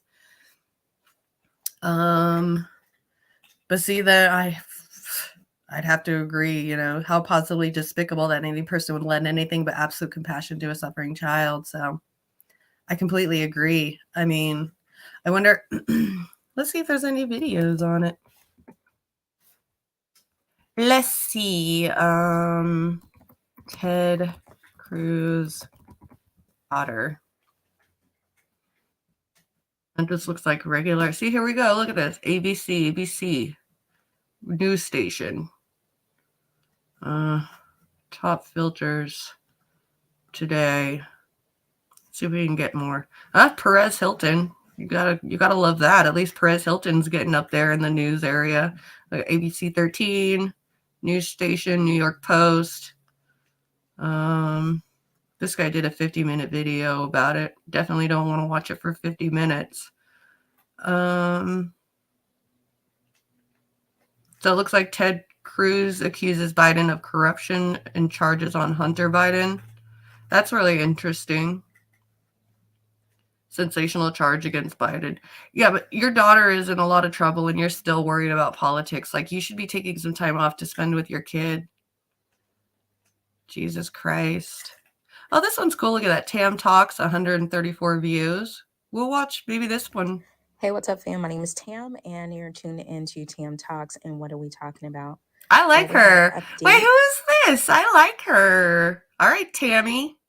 Get it, bitch. That's what I'm talking about.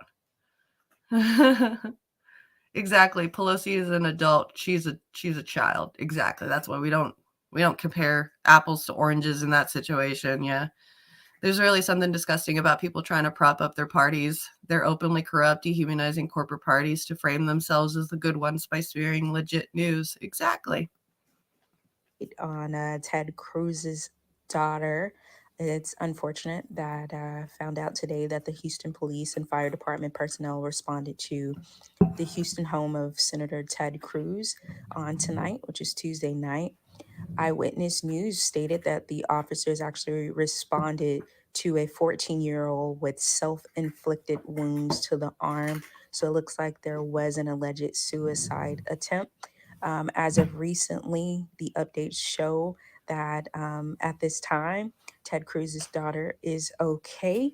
And that is absolutely good news. But the bad news is suicide attempt. So definitely want to send my heartfelt thoughts and prayers to the Cruz family.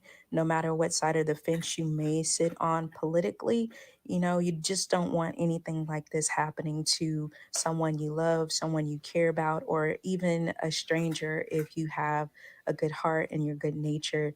So guys, please be mindful of how you respond in this situation. Agreed. But I do want to provide you guys with this update, and we'll let you know that the Cruz family, they do have 2 young women that they're actually raising. And I know a lot of people might speak to the differences that, you know, his daughter has posted so much so online on TikTok. But we're going to leave all of that out of the window, and at this time, respect the family and their wishes, and just hope that, you know, if anybody is considering suicide, please reach out to someone. And if you can't find someone, please call the National Suicide Prevention Lifeline. I'm going to leave that number there. I want to thank you guys so much for tuning in to Tam Talks. I'm Tam, and I'll see you on the next video. Good job, girl.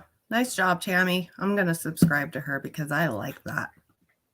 Very good information. Really cool to get to see her. She's a beautiful young lady. I hope she gets better. I understand what life is like, being a very progressive thinker, a young mind in a house full of conservatives who don't want to sit and, you know, listen to what you have to say. She's definitely got it a lot harder than a lot of us because, you know, her father is an actual politician. So I can empathize with her on living in a, you know, being a different thinker in an environment of a household that thinks a certain way. So I understand how hard it is. I understand how difficult it is. And I understand it's always a countdown till the day you turn 18 so you can get out of there, you know, and it sucks. And I feel so bad for her. And I hope that, you know, she gets better. And I hope that, you know, she continues living. And I hope that when she turns 18, she gets the fuck out of that house and lives that real, authentic, beautiful life that she wants to live. You know, that's pretty much at least the basics that she deserves. I really, really, really am. I feel bad for her. I really do, honestly. Exactly. I feel sorry for all minor children of politicians. It's a very dark and scary circle their families are in. Yeah, it's very hard to be able to get your point across as a child to somebody who feels like they've been in office for so long that they know everything. So they probably, you know, don't look at their children as having any kind of valid statements or valid arguments about anything. There definitely comes a type of ego, which is usually confused with a sense of confidence when it comes to politicians after they've been in for so long, like career politicians and stuff. So yeah, I like you said, A Ross, I feel absolutely bad for her, and I hope that she gets better. I did have that the girl posted Tammy. Tammy's gonna be my new best friend. All right, me and her are gonna be best friends. I'm gonna make her my best friend. Um, she put up the suicide hotline. So if you guys know anyone that's even thinking about it, at least give them the number, or give the suicide hotline number a call and let them know. I don't know what the rules are for the game of that. In my teens and 20s, we didn't have anything like that. So it was kind of like you just deal with it internally and hopefully you get better. So I'm glad that there's something out there for these kids now. And I really hope they take advantage of that, because having that is a huge help. And I hope that, like I said earlier, I hope she gets better. I really, really do. I really feel bad for her. And whatever she's struggling with, I really hope that she does get better. Okay, so another one that I have, this one was actually sent from, who sent this to me? I believe it was Amber, which she's at work right now. So we went to, hey y'all, we went to stage 6 load shedding here today, like several hours per day, like 10. Jesus Christ. I hope you're good out there. I hope things are going good. Stage 6 load shedding. Are you guys like loading and unloading things to go and take care of people and stuff? Dude, Cape Socialist is amazing, you guys. It's freaking insane amazing. Actually, I didn't even show you guys the last time I was talking about Cape Socialist here. And I really wanted to show you all what Cape Socialist does. I don't know if you guys know who Rome is, but Rome out there, he goes and does the tour for the poor. Oh, load shedding of the electricity. Okay, nice. Very nice. Ooh, there you go. Yona's going to be live streaming today on Wednesday at 4:20 Eastern time. So that's 3, 2, 1. So that's like 20 minutes after I'm done with my show. So we got something to do 20 minutes after my show ends today. Hey, we're going to go hang out with the Yona. Oh, you guys are having blackouts? Jeez. I know. I absolutely love Unholy Rome as well. I've worked with him a couple of times here and there in the past. Try to make him some merch, all that fun, amazing stuff that you do for people that are out there doing good things. I just made him some clothes and things like that. Okay, so here's, man, really quick, because this shit is amazing what Cape Socialist does out there in South Africa for people. It's pretty much the same exact thing that Rome does, but he's out there doing this out there. So you know how Rome goes out and feeds the homeless, gives them water, gives them clothing, necessities, things that they need. So here's Cape Socialist and his peeps out there doing this in South Africa, which is absolutely incredible. I couldn't respect anybody more than I respect people out there doing the direct action and making sure people get fed. This is the kind of stuff that I wish politicians would be out there at least trying to do. Here's the food that they had, a bunch of rice, lots of people. He said, we've done 6 of these lunches so far, and also provided emergency USB LED lighting for our daily power outages here in South Africa for a few families now. This was back in October 19th. Today's lunch was French Polonese sandwiches, and the kids were up for it. So here's all the kids waiting in line to get their food. Lost count now, but we've been doing this for about 3 weeks. Also organized, Lula Leftist also organized a gas refill, which I see Lula in the comment section right now. Hello, Lula. You are amazing. I absolutely adore what you guys are doing out there. It's incredible to me. I am just as soon as I saw this on Twitter last week, I was just in awe and in shock. And I just keep going back to your page to look at these pictures, because I just think this is so incredible. And as a mom of a teenager, I know I can't go out and do all these types of things that I wish I could do, going out and feeding the homeless and taking care of people in need and that are suffering. With a teenager in my house, I feel like I'm kind of stuck here until she turns 18, and then I can have a little bit, or at least until 16 or 17, and then I can have a little bit more freedom. But I feel like I'm stuck at home, so I just kind of live vicariously through these images of other people, waiting for my day to be able to go out and do it myself, because this is my dream right here. Like when it comes to action and like political action and like direct action, this is the kind of stuff that I live for right here. I've never been a part of anything like this big before, but I always remember to make sure during the holidays I go and, feed the homeless. I remember there was a time where I was even homeless myself, and I went down to the food bank and I worked at the food bank for them so I can get me a little bit extra food, because you don't make money when you work at food banks. Usually it's people that are struggling and need the help as well, work at the food banks, and then the food bank people give them extra food. So I made sure that I worked that day, stayed a little bit extra overtime to get some extra food, to make sure I got enough. And I would take that food straight from the food bank area, straight over to where I knew the homeless people were hanging out in my hometown at the time. They always hung out in like the same area. So I would just go and here's, like a 6-pack of muffins, like giant muffins. Here you go. Here's like 4 or 5 packages or like 10 packages of 6 muffins. Each of you get a package. You all got 6 muffins to last, until I come back next time or somebody else comes. So I've been part of things that are smaller than this, more personal things than this is, but this is amazing. This is about, this is a community coming together to make sure that the other community actually feeds and is eaten and is taken care of.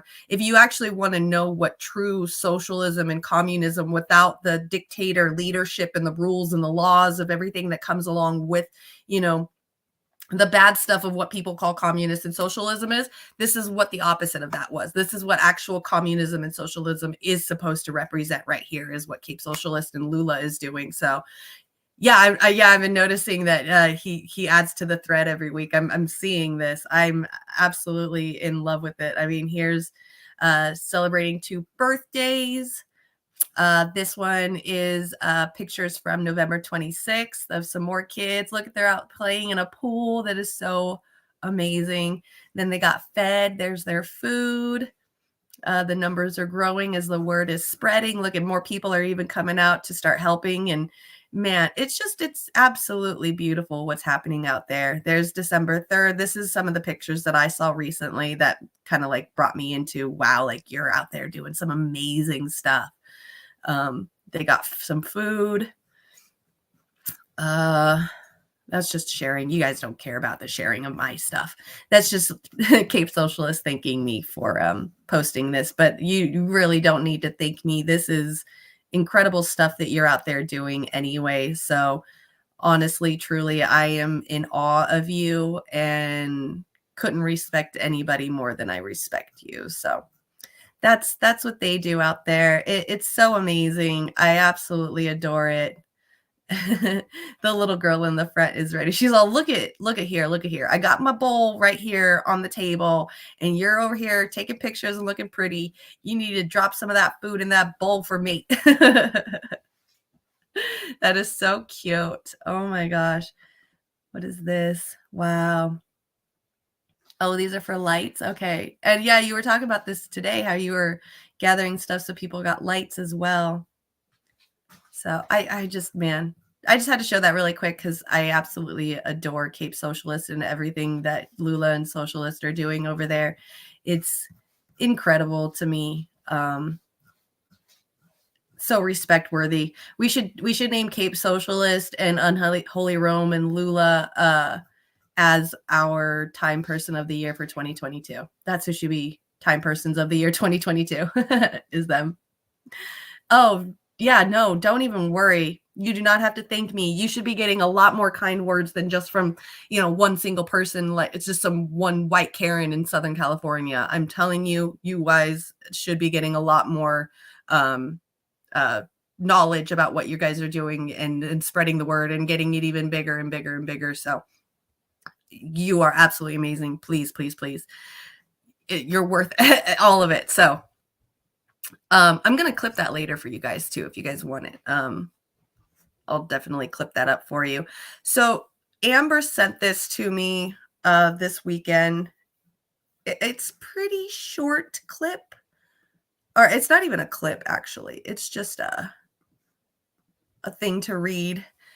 And so I don't know too much about what is going on over there, but in Virginia, about 4 sailors unalived themselves in a single month out there. I don't know why they have the Pentagon as the main picture, but they're saying that the Navy and local authorities are investigating the suspect unaliving of 4 sailors, all assigned to the same ship maintenance center in Norfolk, Virginia, in the span of less than 1 month. All 4 were assigned to the Mid-Atlantic Regional Maintenance Center at Naval Station Norfolk. The most recently deceased of the 4 the most recently deceased of the 4, Janelle Holder, was found on November 26th. A public affairs officer said the 3 other sailors, 22, 22, and 29 years old, I guess that's saying their age. The circumstances surrounding these separate incidents are currently under investigation by local police department and U.S. Navy. They said, "We mourn the loss of our shipmates and friends. Our thoughts and our deepest condolences are with these sailors' families, loved ones, and co-workers during the extremely difficult times." A licensed counselor brought to the center in mid-November to help sailors in the unit told NBC that she was inundated with the amount of hopelessness at that command. I want to bring on my bestie Daniel to talk about this because he was in the Navy.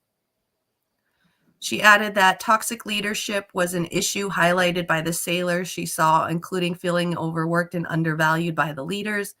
A Navy spokesperson confirmed to The Hill that Arestivo, who was not typically on staff, was brought in along with other experts as part of a suicide prevention stand down between November 14th and 16th. The stand down included presentations from different mental health organizations, including the command's own suicide prevention coordinator, which all of the centers assigned 3,000 sailors and civilian staff were required to receive. Oh,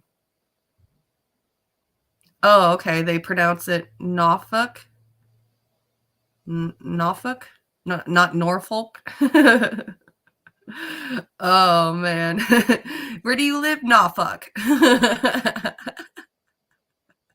No, don't tell me Norfolk. Where do you live? Norfolk. Oh, that's fucking great.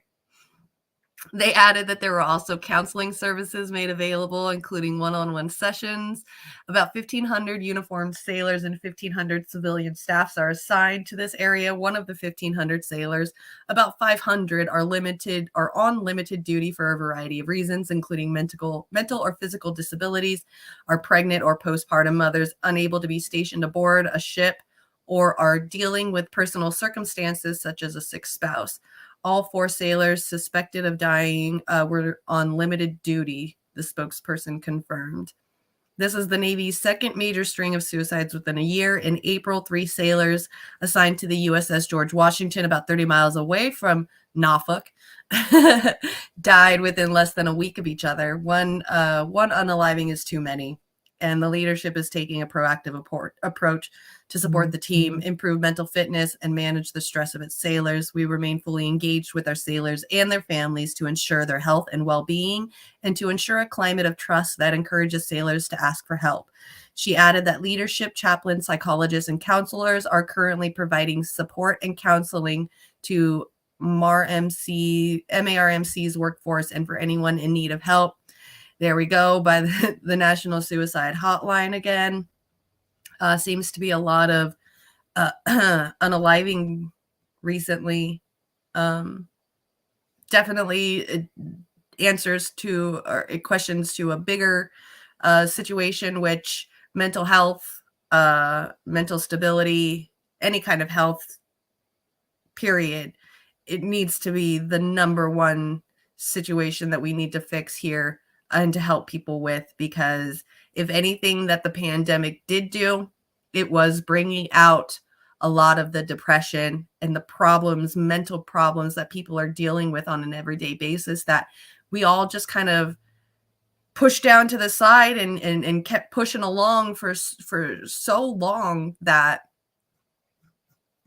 we never actually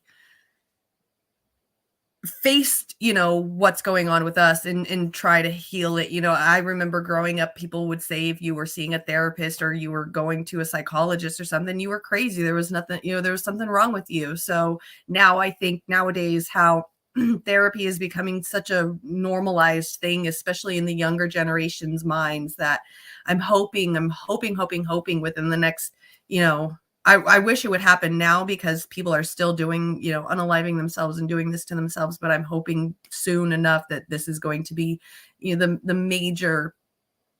biggest forefront thing on our minds here in America to kind of help us better ourselves. Because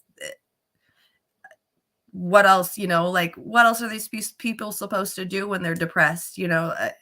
You feel like you have no other choice, and that's the kind of actions that happens. And it seems like it's just happening a lot more than what it used to. And I can't see any other thing except for not our personal way of life, but what a government allows us to even have as a life, low income, barely even being able to afford living situations, having to have multiple jobs. I just think it's, the entire bigger picture of our economy that is really mentally ruining the people in it. And yeah, it's a really sad situation that we're in, and there's got to be a way to fix it without the government still adding more punishments on top of it. People are homeless, that causes, depression and all the things that come with that. But then, like in New York, the mayor's like wanting to take the people off the streets, put them in the hospital, and then what? Most of the time people that are homeless end up getting arrested, and then they have to go back to the hospital, or go back to the streets again once they get out after a day or two of sitting in a jail cell station. So I mean, even when I was I remember one time when I spent some time in jail. It was around the holidays, around Christmas time, and I was in jail for from right before Thanksgiving all the way up until past New Year's. And I remember when I was in there during the Christmas time, there were people in there, there were women in there that were homeless that said that they got in trouble on purpose around Christmas time, so that they would be in jail on Christmas just so they could get a nice bed to sleep in and some hot food to eat on Christmas. So to them, it was like going to jail overnight or a couple of days during Christmas time was actually a gift to them. So that way they had a bed and some warm food to eat. So that's what our government and our economy is actually doing to people with mental health disabilities and people who can't, struggling to survive. So yeah, this is going to cause people to be even more depressed and want to do something to themselves. And then what? We sit here and our news broadcasters say, we're here for the families and we're sorry for the families, and, give them this time, give them peace in this time of need and blah, blah, blah. But you're not doing anything to prevent it. You want the police to prevent crimes, like some kind of pre-crime shit, like Minority Report, but you don't want to stop people with mental health problems from doing harm to themselves. Like, you don't care about that. You just want to send those people to jail or to, the crazy person facility. And that's it. And then so you can just forget about them and then not have to hear about them until they're back on the streets again in a day or two doing something else to themselves or to other people. Like, we're not doing anything to help anyone. So it's important to have people to talk about, to talk to that are in your situation. Absolutely. I agree. You have a weed psychiatrist. Yeah, exactly. That's what they come in for, is free room and board. Absolutely. I saw it myself. So it has to happen. It has to. I could not be the only one person to see something like that in those. Like, it has to happen very often. If there's one or two people, a couple people in jail that are doing it, how many other jails across the country are doing the same thing? So, and that's all they care about too, is building jails. I think New York is like literally battling it out to build the first super jail. I think it's going to be the tallest jail in the world. Like, when you're thinking about being part of Guinness World Records, building the biggest jail is the Guinness World Record that you want. Like that's the one that you want to go for, is the biggest jail. We're already an imprisoned country as it is, and now you're going to make a mega jail out in New York so you can arrest more of the homeless that you just said that you were going to push out and take to the hospital. It just seems like more punishment for people with mental health problems. It's bullshit to me. So exactly, share some of that money. More jails, less hospitals, right? It's pathetic what they're doing out there. New York right now. I mean, California is no better. I mean, we got Orange County out here, and they're so fucking mean to the homeless out there too. So is LA. LA is the same way. San Diego's the same way. San Francisco is definitely like that. You got Sacramento that's like that. They're all up and down California, the cities and stuff. They're the same. I mean, even in small towns like my hometown, like Lancaster, Palmdale, they're the same way too. They're like, I don't want to see homeless. It's disgusting. It's trashy for our neighborhoods and shit. Like, you think these people want to live like this? You think they want to make your area look trashy? Come on. This is not the life that they chose. I'm sorry, but no, it's not at all. But they think it is, so it's crazy. Our country is still trying to steal COVID funds to build a bigger jail even after we voted it down. Yeah, that's what's happening out in New York. It's happening really bad out there. They're building that mega jail, or wanting to build the mega jail. So instead of building like apartments or low-income housing for these people, they just want to tear down this whole entire block and then build a mega jail next to it. I think it's supposed to be, this jail is supposed to be like a third the size of the New York Empire State Building, which is nuts huge for a fucking jail. Come on now. But they're wanting to close down Rikers Island because so many people have died. Like, just because you're taking this jail and taking it off of an island does not mean that people are going to die less. It's your system. It's your rules and your laws and your lack of care for humans, even though they are in jail. Just because they're in jail doesn't mean they're not human. You know, they're still humans. They still have basic needs. You know, they're still breathing. They're still thinking. Just because they're in trouble temporarily doesn't make them less of a human. So you're going to think of them less of a human when they get out of jail and are citizens of society again? It's bullshit. The stereotyping around people that have gone to jail is disgusting. The fact that we're looked at as less than because we've done time. Like, go and do some time your fucking self and get some humbleness in you, because I'm pretty sure you can teach yourself to, you definitely gain or eat some humble pie when you're in jail for sure. So maybe they should go to jail so that way they can, humble themselves a bit. That would be really nice. Economies of scale, capitalism is inherently inhumane. I know. And it's always has been.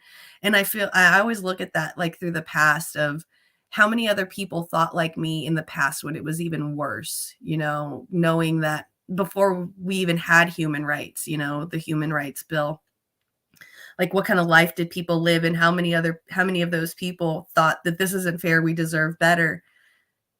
And how much, like, you think when you grow up in in the year 2000s and beyond, you're like, oh, well, this is a new millennia, things are going to change. We have technology now that they didn't have back then. And, the outreach, the kind of outreach that we can get. I mean, look at, I'm literally talking to somebody, in my comment section who's from South Africa, so, yes, the communications and connections have gotten bigger, but the laws and the rules haven't changed much. I mean, we pretend to go around saying that we've got, human rights and freedoms and stuff, but there's so many people out there that are having human rights things against them. And these like corporate CEOs and stuff are allowed to get away with it. I mean, look at the one guy that, what's the one guy? He was really big in the independent news sphere for a while. I think it was last year.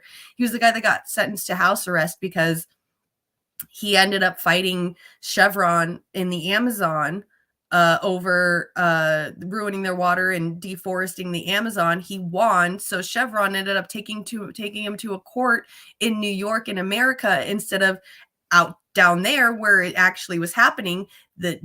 Chevron decided to bring it to America so they could win a court case. They ended up knowing who the judge was and it ended up winning the court case and got this guy in some major trouble. Like this poor guy had to like go to jail and be house arrested for like so long because he was trying to save the rainforest and won out there because the company was doing some wrong stuff. But then the company comes out here in America and ruins him.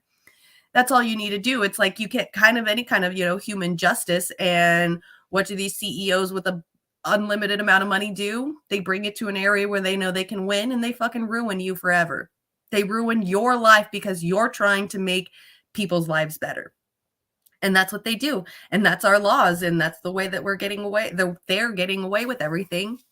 While, I sit here every day and read you articles about people unaliving themselves and how bad our mental health is because of all of this. Like, I just don't understand how people can just see somebody with a mental health problem and just stop right there with their thought process of, okay, there's something wrong with him. He's gross. He's nasty. There's something wrong with him. He needs help, blah, blah, blah.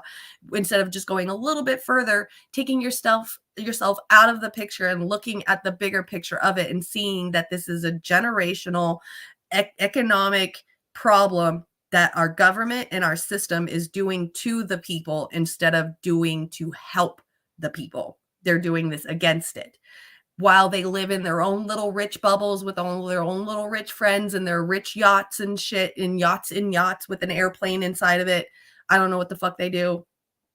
But they get to live their good life thinking everything is wonderful while the majority of us are all out here suffering and they live in their own little bubble and we'll never see it. So that's how I see all of that going. So if it's not the government taking funds, it's Brett Favre. Absolutely. So true. Same with the Los Angeles Police Department. What's his name? Oh my gosh, I forgot his name. He used to run as a Green Party. He ended up winning city controller in Los Angeles. Starts with a K is his name. Asian kid. He's like I said, used to run in the Green Party for a while. I think he might be independent. Anyway, he was the one that came out and put a big ass billboard in LA talking about how the police department out here stole about, I'd say it was like 75% of the pandemic funds that we had gotten from the government that was supposed to go to people. The police department took a buttload of that and started militarizing themselves even more. So, while around the same time that we were talking about, defunding the police and reforming the police, like I understand defunding the police is probably a non-starter. It probably wouldn't ever do anything, but reforming the police definitely probably could have gotten somewhere with it. But cops and stuff, they don't care. They don't listen to us as long as they're getting paid by their rich people and they get to take care, make sure that nobody steals from Walmart. They're happy. So, they don't want to put themselves in danger, even though that's their job. It's nuts to me. What else has been going on? Well, I got 2 more articles, but you guys probably won't really care because I don't really care. And like I said earlier, the only reason why I wanted to even talk about it is because it's for my girl Stormy, and that's it. So I might as well just talk about it. I really don't want to. So the Trump organization was found guilty of tax fraud scheme. Now, just so you guys know, this is not going to do anything to Trump. Trump is not being indicted himself. This is just the Trump organization. That's all it is. So Donald Trump's real estate company was convicted on Tuesday of carrying out a 15-year-long criminal scheme to defraud tax authorities. Great. Do it to all the rest of the CEOs as well, too. If you're going to go out there and make Trump your shining object of why people shouldn't defraud their taxes, then you should go after the rest of the people that are doing the same. Just saying. The Trump organization, which operates hotels, golf courses, other real estates around the world, was found guilty of paying personal expenses for top executives, including former chief financial advisor Alan Weisselberg, and issuing, which the CFO, I think, is the guy that's actually getting in trouble, not Trump at all. I think it's this Alan dude. because he's the CFO. So issuing bonus checks to them as if they were independent contractors. The company faces up to $1.6 million in fines after being convicted on all charges, including scheming to defraud tax authorities, conspiring, and falsifying business records. Trump was not charged in the case. See? Of course, Trump's not. Of course, Trump's not. Of course, not Trump is in the club. Police should not investigate themselves. No. Definitely an independent investigation, which you can't even trust that either, too, because independent investigations. What was it? There was something happened in another state. I think it was like Ohio or something. No, it's somewhere here in California. The Vallejo, California, the police department out there is so fucking violent, like ridiculously violent to people. Lots of people are dying out there from the police department. And they even put up a independent investigation on them, and whatever they found that was supposed to be public, but as soon as it was found, they locked up the case and wouldn't let anyone see it. I think out in Vallejo is where they do the police badge bending. So that way you can, it's kind of like how gangbangers and like streets people, they put a teardrop under their eye so that shows that you've murdered someone. These are the police officers in Vallejo, California, were doing the same thing, bending one of the little points on their stars. And so anybody in the police department had bent badges, you would know that they were a part of your team and that they've done what you've done and that you can confide in them. And it turned into, this secret thing. So police, even doing an independent investigation, ends up turning it out wrong, and they don't even end up releasing any of this stuff. Vallejo, California is the perfect example for that. What's going on in the corruption of the police investigating themselves. So yeah, except yet Biden and Pelosi are squeaky clean. Like, exactly. So why is Trump's company being charged with all these, defrauding tax authorities and stuff, when Pelosi and her husband are definitely doing illegal inside trading when it comes to stock and stuff? Because for a fact that Pelosi goes into the to her office every day, and they vote on stuff, and they talk about she's the head. So she knows what people are going to be voting on, what's going to be brought to the floor, what kind of bills are going to be brought to the floor, and what bills are not going to be brought to the floor. So then she sees, oh, well, this bill is going to be brought to the floor. So then I need to go and tell my husband, so that way we can invest in that stock ahead of time. Then once that bill goes, so that way they can invest while it's low, while the stock is still, at a low point or at a normal point. And then Pelosi puts in that bill into law. They pass it, it passes. And then all of a sudden, Pelosi and her husband are making a buttload of money because it's called insider trading. It's exactly what they're doing. So why is Trump sitting here having, Trump's company having to get in trouble? Why are they using him as their golden boy to kind of say, this is not what you do? But then you've got people like Hunter Biden, who uses his dad's name to get himself jobs in Ukraine energy companies, making $50,000 a day, doing absolutely fucking nothing. And then you got Nancy Pelosi out there running and telling her husband to go invest in stocks before these bills are even made. I remember a specific situation where it was like a couple of years ago where Biden was saying, and Pelosi was saying that they're going to start using Tesla for the public transit authority. And right as soon as they did that, Tesla stock went up, and her husband had already put money into stock in Tesla right before they put that bill into law, and their fucking money just went up. They made a buttload of money from all of that because the stock went up. So that's insider trading. It's completely illegal, but they're not going to do it. Fucking Martha Stewart went to jail for that kind of stuff, but Nancy Pelosi gets to get away with it while Trump is out here having to deal with all of this stuff, them using him as like the prop up tool of what not to do in corruption while they all do the corruption. Yeah, it's bullshit. Exactly, John. They're gangs too. Ro Khanna's wife as well. Yep. Democrats can do no wrong. Exactly. So when it comes to corruption and stuff, Democrats can do no wrong, but the Republicans are in trouble. And then when it comes to ruining women's lives, like forcing them to get abortions and, sexually assaulting women. That's where the Republicans get away with everything. And the Democrats are like, no, we won't tolerate that. Like, I'm not going to sit here and defend Crystal Ball, but her running for office and them not wanting her to be in office anymore because there was a picture of her with a dildo in her hand. Not worth it, There's like politicians out there that are like essaying women. You literally allowed Biden to be president of the United States, but Crystal Ball, who had a dildo in her hand, can't do that. But you can essay an entire woman, and not listen to anything she has to say, where she has to like literally have her own shows and stuff out there over on INN News and with Kim Iverson now, just to be able to get her word out there and get people to know about it because nobody wants to listen to her. Okay, the hypocrisy, I swear. You're right. Absolutely right. Justice Juan Merchant, who presided over the trial in a state court in New York, was set a sentence date for January 13th. So we got a couple more, or another month. While the fine is not expected to be material for a company of the Trump organization size, the conviction could complicate its ability to do business. Weiselberg, who is 75 years old, testified as the government's star witness as a part of the plea deal that calls for a sentence of 5 months in jail. Manhattan District Attorney, whose office prosecuted the case, called the verdict very just. The former president's companies now stand convicted of crimes.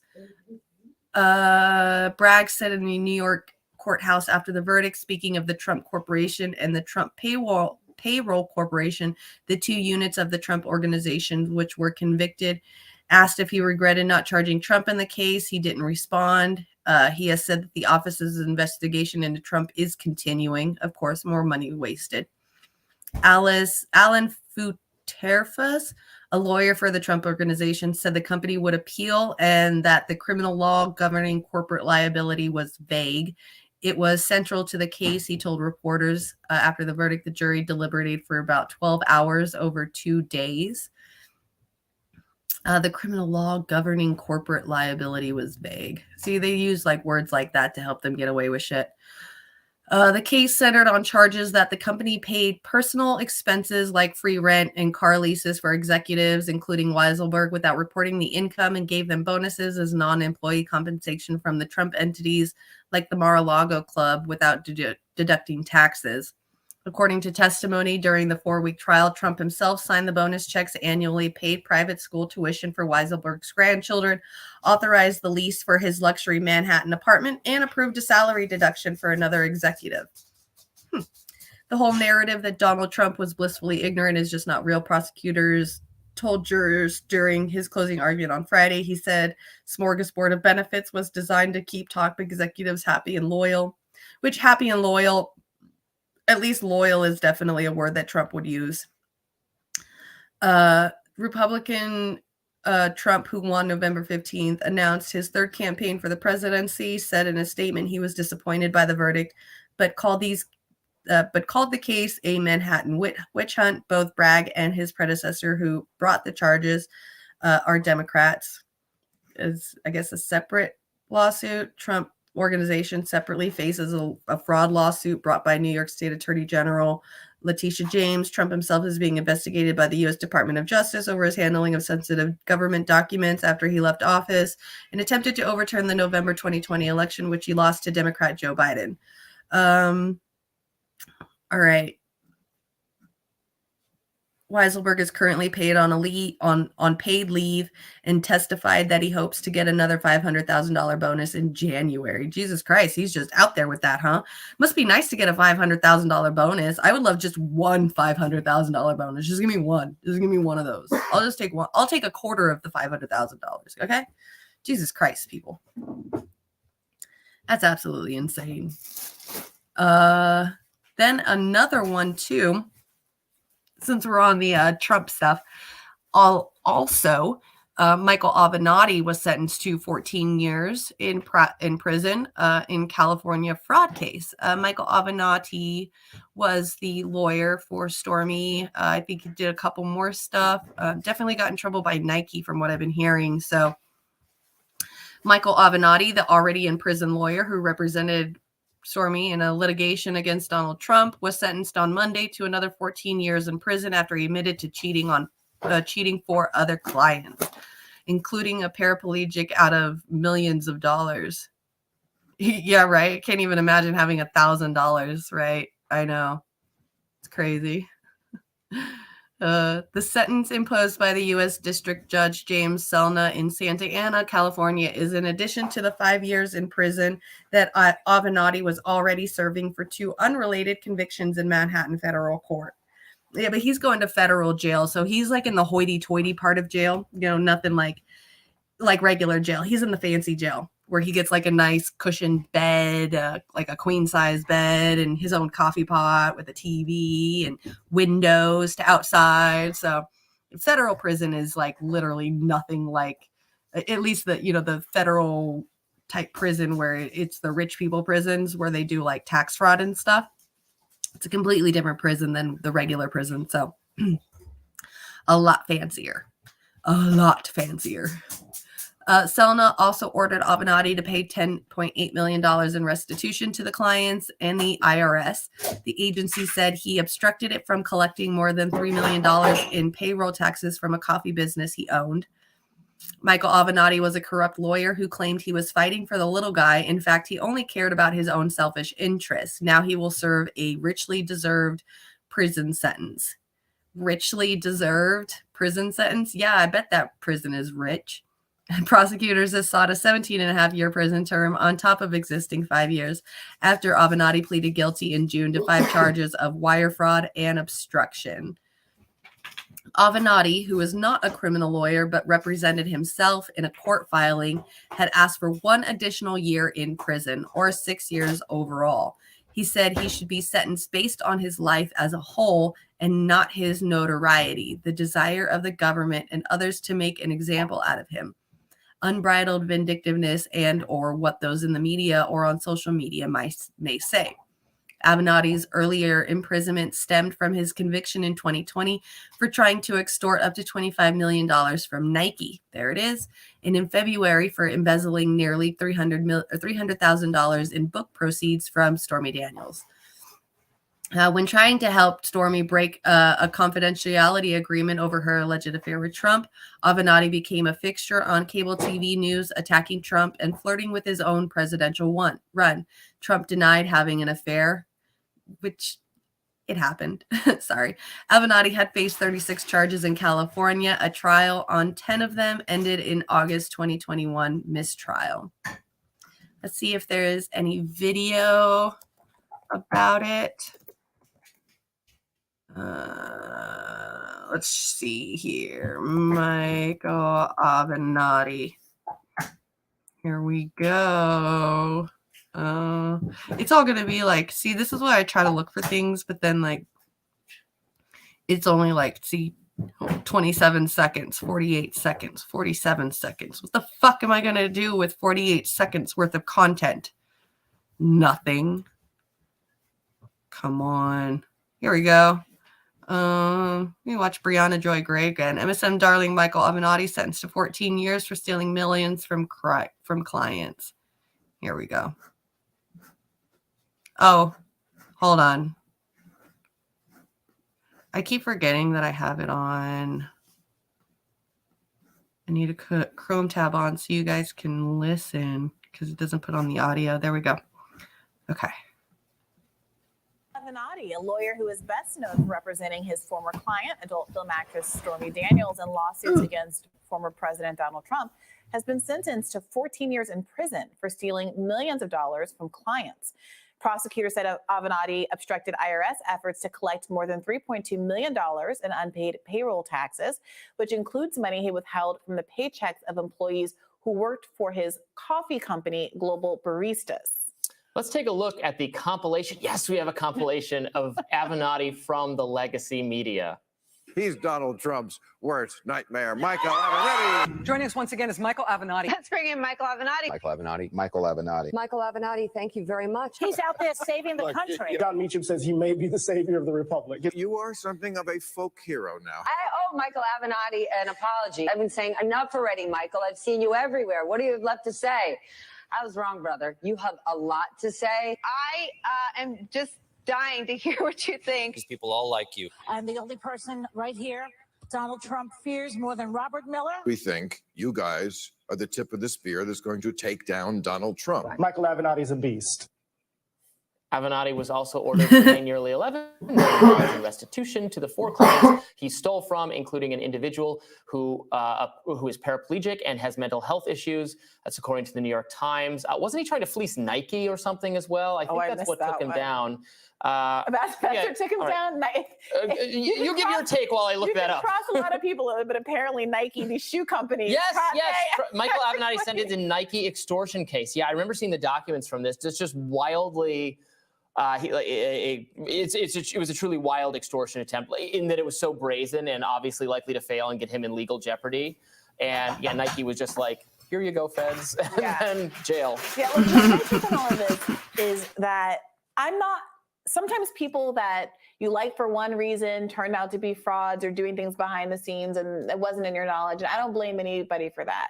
What I blame these commentators for is having such a breathless affinity for the man, not because there was a lot of substantive evidence that he was meaningfully advancing the various liberal interests of the world, but simply because he was anti-Trump.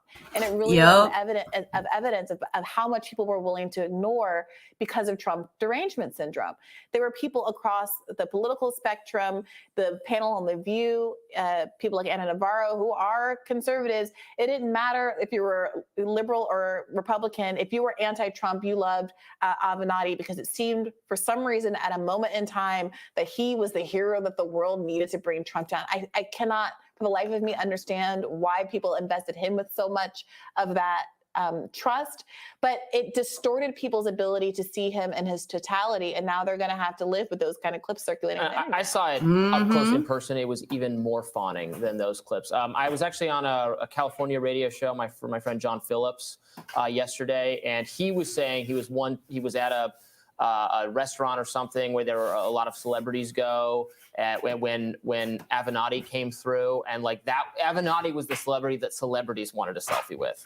And I saw that same thing. I went once to a White House Correspondents' Dinner, like after party type thing in DC here, and he was there, and everyone he was the guy. And this is in a room with other celebrities or political celebrities. They loved him. They thought they did the same thing with Anthony Fauci as well, and the same thing with the what is it, the Cuoco brothers or whatever. So this is what they do. They find, ever since this is what they always do. They did this with Obama too. So they always find that one shiny object and they're like, let's prop this up, even because they're talking anti whoever, whoever the Republican is, they're talking anti that person. So we're gonna prop this person up. That's how they do it. They did it, like I said, Fauci, all of it. God emperor. They thought he was Jesus Christ himself. It's so odd. Yeah. I don't know. It does. I mean, it didn't turn out well. Some of it, I remember there was a little bit of that kind of homosexual vibe about him where, people were fawning over him, to a certain degree of romantic interest in. That came through in one of the View clips where didn't he say something about handcuffs seductively to Joy Behar? I can't even, but it didn't. My friend Megan McCain rolled her eyes at that. There was something of a crush that it seemed like a lot of these people had on him. A disproportionate number of the people in that reel, I will say, seem to be women. Yeah. They were thirsty for him. They were thirsty for Michael Avenatti. And look, the things that he's been charged with and that he's been convicted because he was working with Stormy, and that's, he had a little thing going on with Stormy and shit like that. So yeah, people are going to be like, oh, well, what's that? I want to try that out too. So yeah, all the women, they're like fawning over him. It's just, yeah. There you go, into the mind of women. Are really serious. Yeah. And exploitative, and not just. He exploited Stormy Daniels. Yeah. He exploited the person who was also supposed to be a hero in the story. Right. He exploited her. Right. Yep. He exploited his entry into the Brett Kavanaugh Me Too discussion, where he was briefly representing or putting forth a very, I would say, at least even in general and in comparison to other people who are saying things, a very not credible candidate, accuser. Julie Swetnick, whose story very quickly fell apart and who he had latched onto. At that time, I think the mystique of Michael Avenatti was coming well undone. But yeah, it's wow.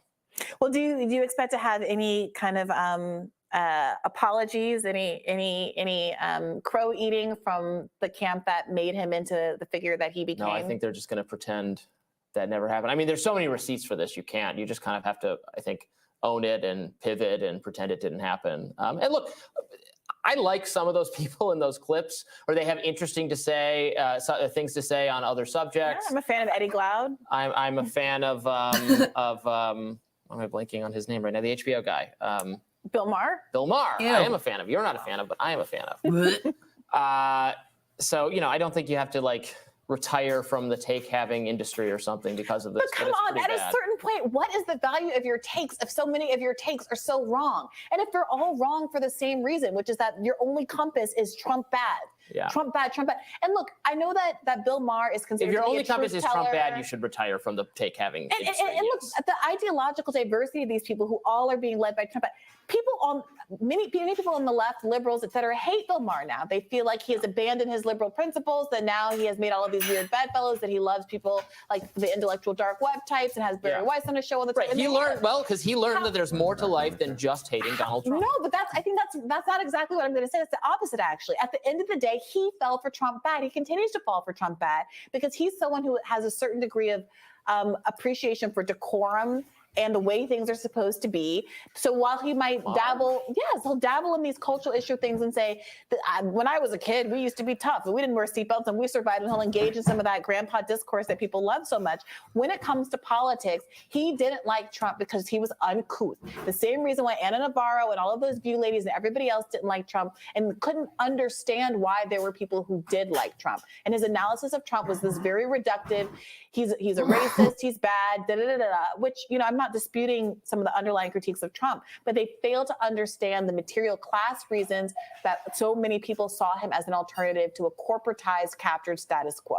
And that is why I don't listen to any of these people anymore. And if your only job is takes, I'm sorry, you should have to reckon with all of the ones that you're getting bad, getting wrong rather. Fair enough. Yeah. Well, we also can't forget the time when Avenatti was offered a spot on The View. Let's watch that. Lately, to me, you're like the Holy Spirit. You are all places at all times, right? I mean, I see you all over cable news. I see you, there is a seat available if you want to be a co-host at The View. You might, there's people here you can pitch. Gross. That is so disgusting. They're just fawning over him like a piece of eye candy. Man, and of course they use The View too. Like, good job on using The View, because that's like the perfect one to use, because man, those women are just full of their own shit.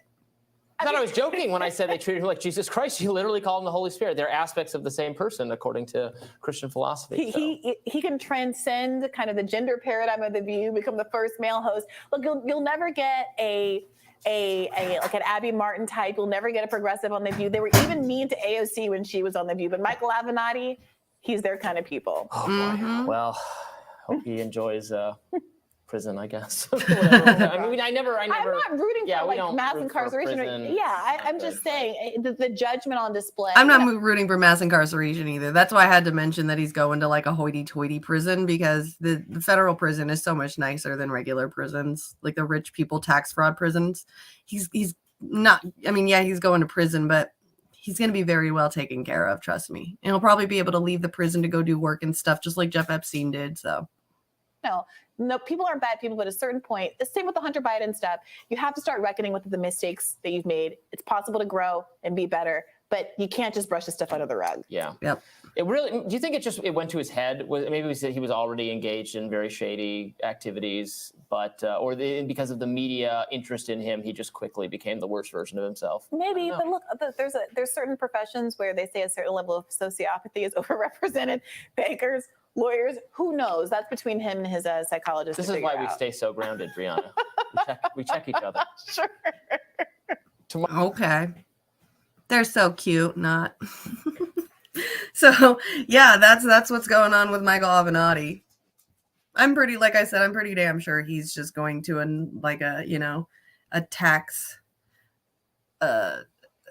fraud prison, like her tax fraud fed prison. I mean, it's got to be like, there's got to be, here, hold on, I don't want to like leave you guys hanging. I want you guys to be able to at least see what I'm seeing. So if we Google tax fraud prisons, you could see, man, what are some of like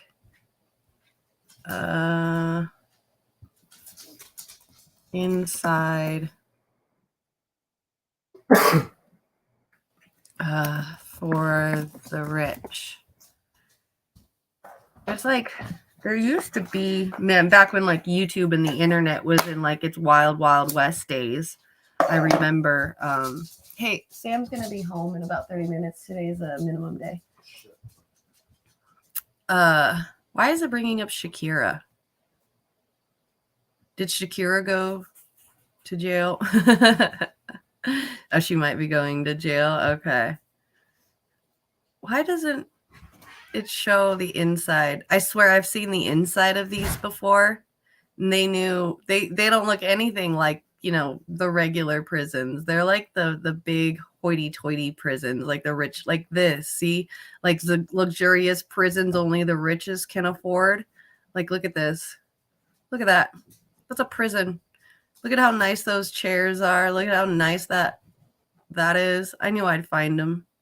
Yeah, these are rich people chair or rich people stuff. Oh, that's in the Netherlands. Oh, it's turning its empty prisons into hotels. Okay, so yeah, prisons. Wealthy criminals pay to stay in fancy prison. I'm telling you, this is the video has expired, so we can't even watch it. But look at all that stuff. They get like their own little TV with a remote. Must be fucking nice. Let's check this. If they're transforming that prison. So wealthy LA convicts can spend extra to serve their time in fancy jails. See, I knew I've heard this stuff before. Wonder if there's pictures.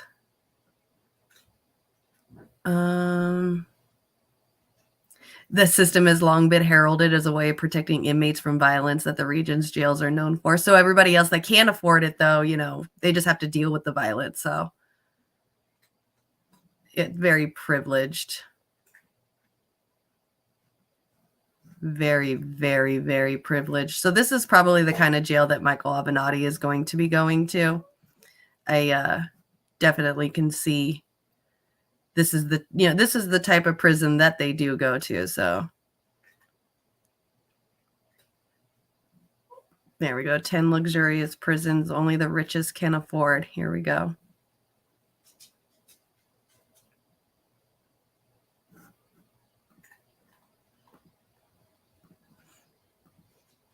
Oops. Hold on. The most luxurious. See, this is when I hear like when these rich people are going to prison, this is what I see, because I'm just like, you know, they're not actually going to go to prison. Like, this is what they're going into. What's up in the world? Different, as it has a full gym, inmates can cook their own meals and enjoy them on their couch while watching television. It seems a lot like living at home, but it still is prison, meaning you can't leave. But the accommodations are pretty nice. Adderwell Prison. In Scotland, the Adderwell Prison is a bit different from other prisons because it is meant to be a learning facility. This means that inmates are rehabilitated and educated on their mistakes that led them to their predicament in the first place. That's a good thing to do. Also pretty nice, and the decor looks more like an IKEA. I hope display with everybody modern gets decor that. furnishings, which makes the inmate more comfortable. I hope everybody gets Aranjuez that Prison. there, not just If the a female rich. inmate gives birth while in prison, the baby is typically sent to family members or even into the foster care system. But in Spain, the Aranjuez prison is the only prison with cells that are suitable for families. In fact, families can live with their inmate, and a baby can stay with its mother in prison until it is 3 years old, so the inmate and the baby can bond, and the child has other kids they can play with. The reasoning behind this is so families aren't quite so broken after sentences are served and have a normal life. JVA Fols Boutel Prison.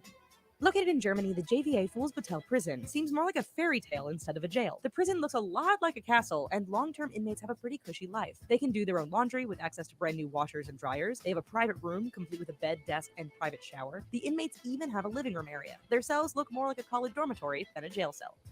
Champ d'Olon Prison. If you look at a cell from the Champ d'Olon prison, you might mistake it for a luxury hotel. Located in Geneva, Switzerland, this prison went through a $40 million facelift after it was discovered there were problems with riots, disease, and overcrowding, plus bad reviews from the Anti-Torture Committee of the Council of Europe. Now the prison has a new wing with triple occupancy rooms, each with a private bathroom and nice linens. Bastøy Prison. Located in Bastøy Island in Norway, the Bastøy prison inmates live in wooden cottages on a prison farm. The prison success statistics can't be argued with either, since the reoffending rate is 16% in comparison to the rest of Europe at 70%. It is a minimum security prison where inmates can enjoy recreational activities like skiing, horseback riding, tennis, and fishing. In 2014, the prison even got an award called the Blanche Major Reconciliation Prize for promoting human values and tolerance. Halden Prison. Norway is known for having a justice system that includes respecting criminals and respecting basic human rights, which is no surprise that Halden Prison follows the same principle. With over 252 inmates, each inmate has designer furniture, television, large unbarred windows, and a fridge.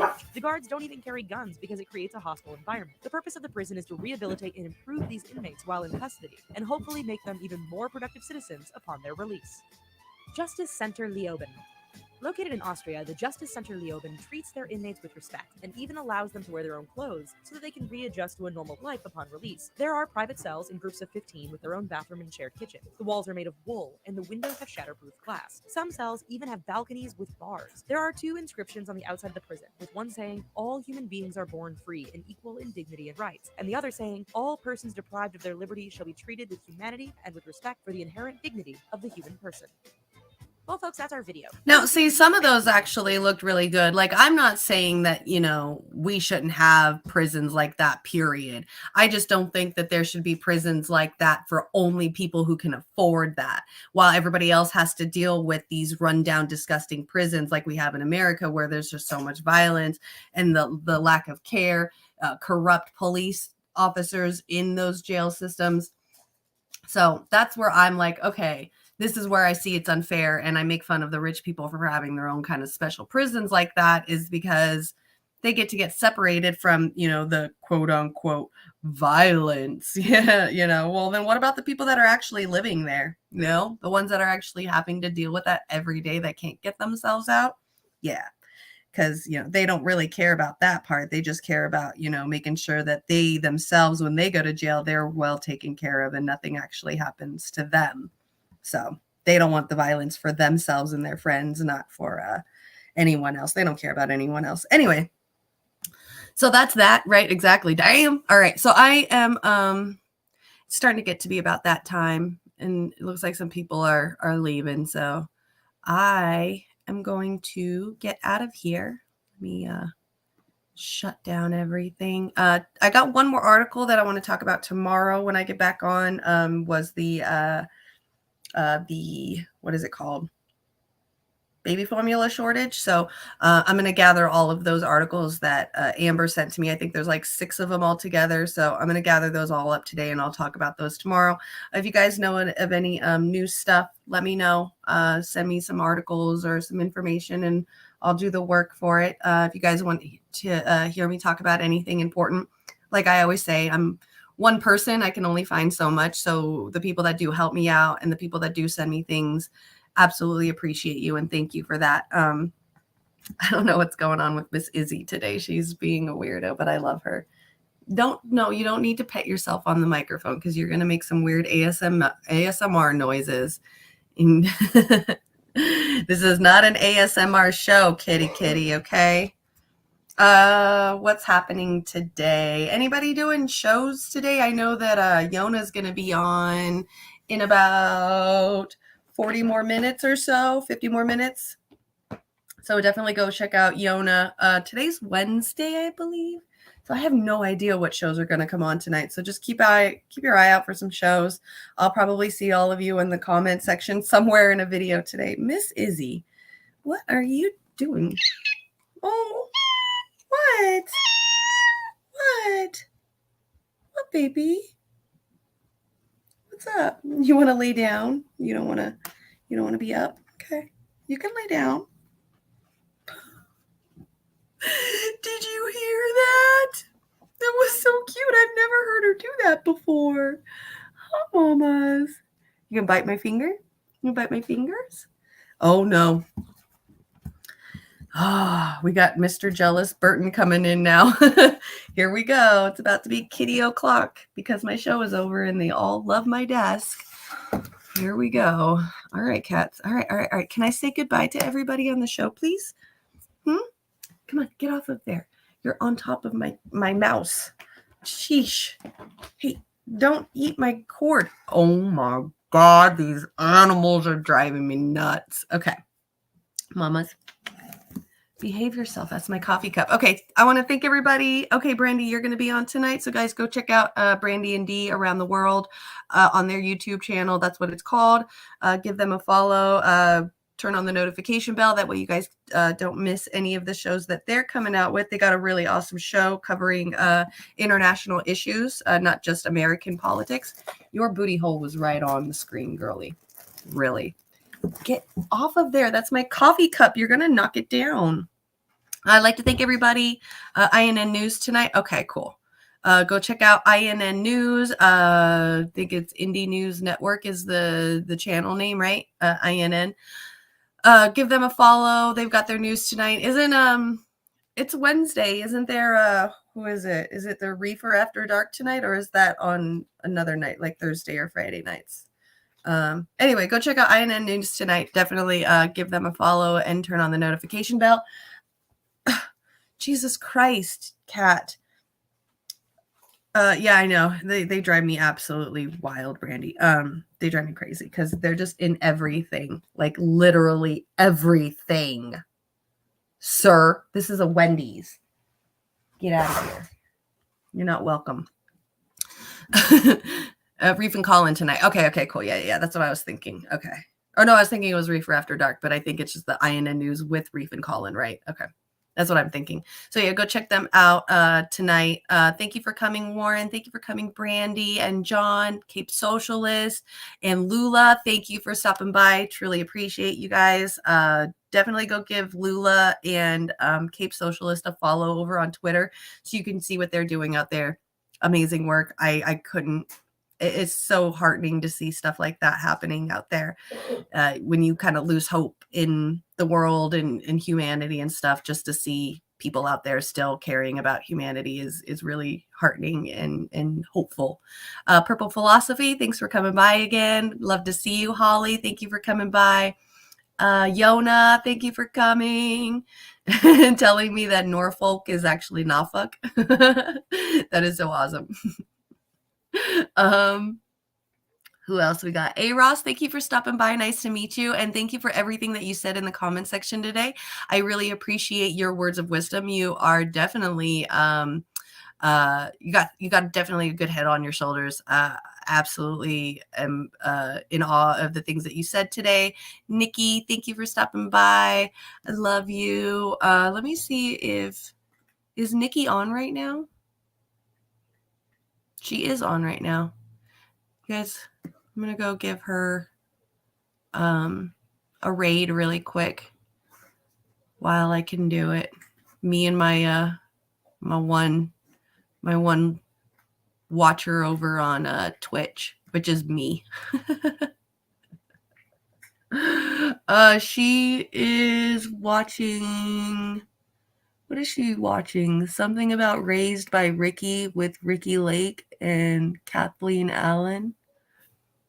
I have no idea. But we're going to go give her a raid over there. There we go. That's all done and over with. All right. So who else to thank today for stopping by? Velvet, you are amazingly beautiful. I love you being here and showing some love. Thank you so much. I'm all about girl power and all of us sticking together. So I love seeing girls in the, sorry boys, love to see the girls in the chat. Steve, thank you for coming by. Super appreciate you as well. Amber, thank you for coming by. Lust Bones, enjoy the rest of your day at work. Willie, thank you for stopping by. You guys go check out Willie. He's got his own shows as well. The Willie Bragg Show. And he's also doing a once a week show here with us at KRTD. And I will also be joining his shows. I believe I'm going to be joining his show this coming up Sunday is what I think we're going to be doing is the one Sunday of the month. I think it's going to be like the first Sunday of the month is when I'm going to be doing his show, and then he's going to be coming on here on my show on the first Mondays of every month. So he already did his part. I think I'm going to do mine with him this Sunday, and then we'll just do like the first Sunday of every month or the second Sunday of every month, whichever one feels more comfortable. But me and Willie are going to be back and forth on each other's show, hooking each other up, helping each other out. You know, the kind of things that you want to do with your fellow content creators on YouTube is just all about lifting each other up, you know. What is it? The high tide raises all. So definitely wanting to help him out and hooking him up and doing the same for both of us. So go and check all that stuff out, you guys. I hope to see all of you again tomorrow. Keep your eye out for the clips today too, which they'll be released throughout the day randomly, probably overlapping somebody's live stream, which I always tend to do by accident. So just throw it out there. You don't, just go check it out, or at least just give it a like. So that way it's got something, it's doing something out there in the ether. So thank you all for coming by. Let me see. Love you all. Yes. Love you. Love you. Hope to see you guys all soon. And I will be back again tomorrow. And my new favorite saying now, which is, hold on, it's right here. Sherry just taught me this last week. Get angry, get smart, and get moving. And I hope to see you all soon. Peace.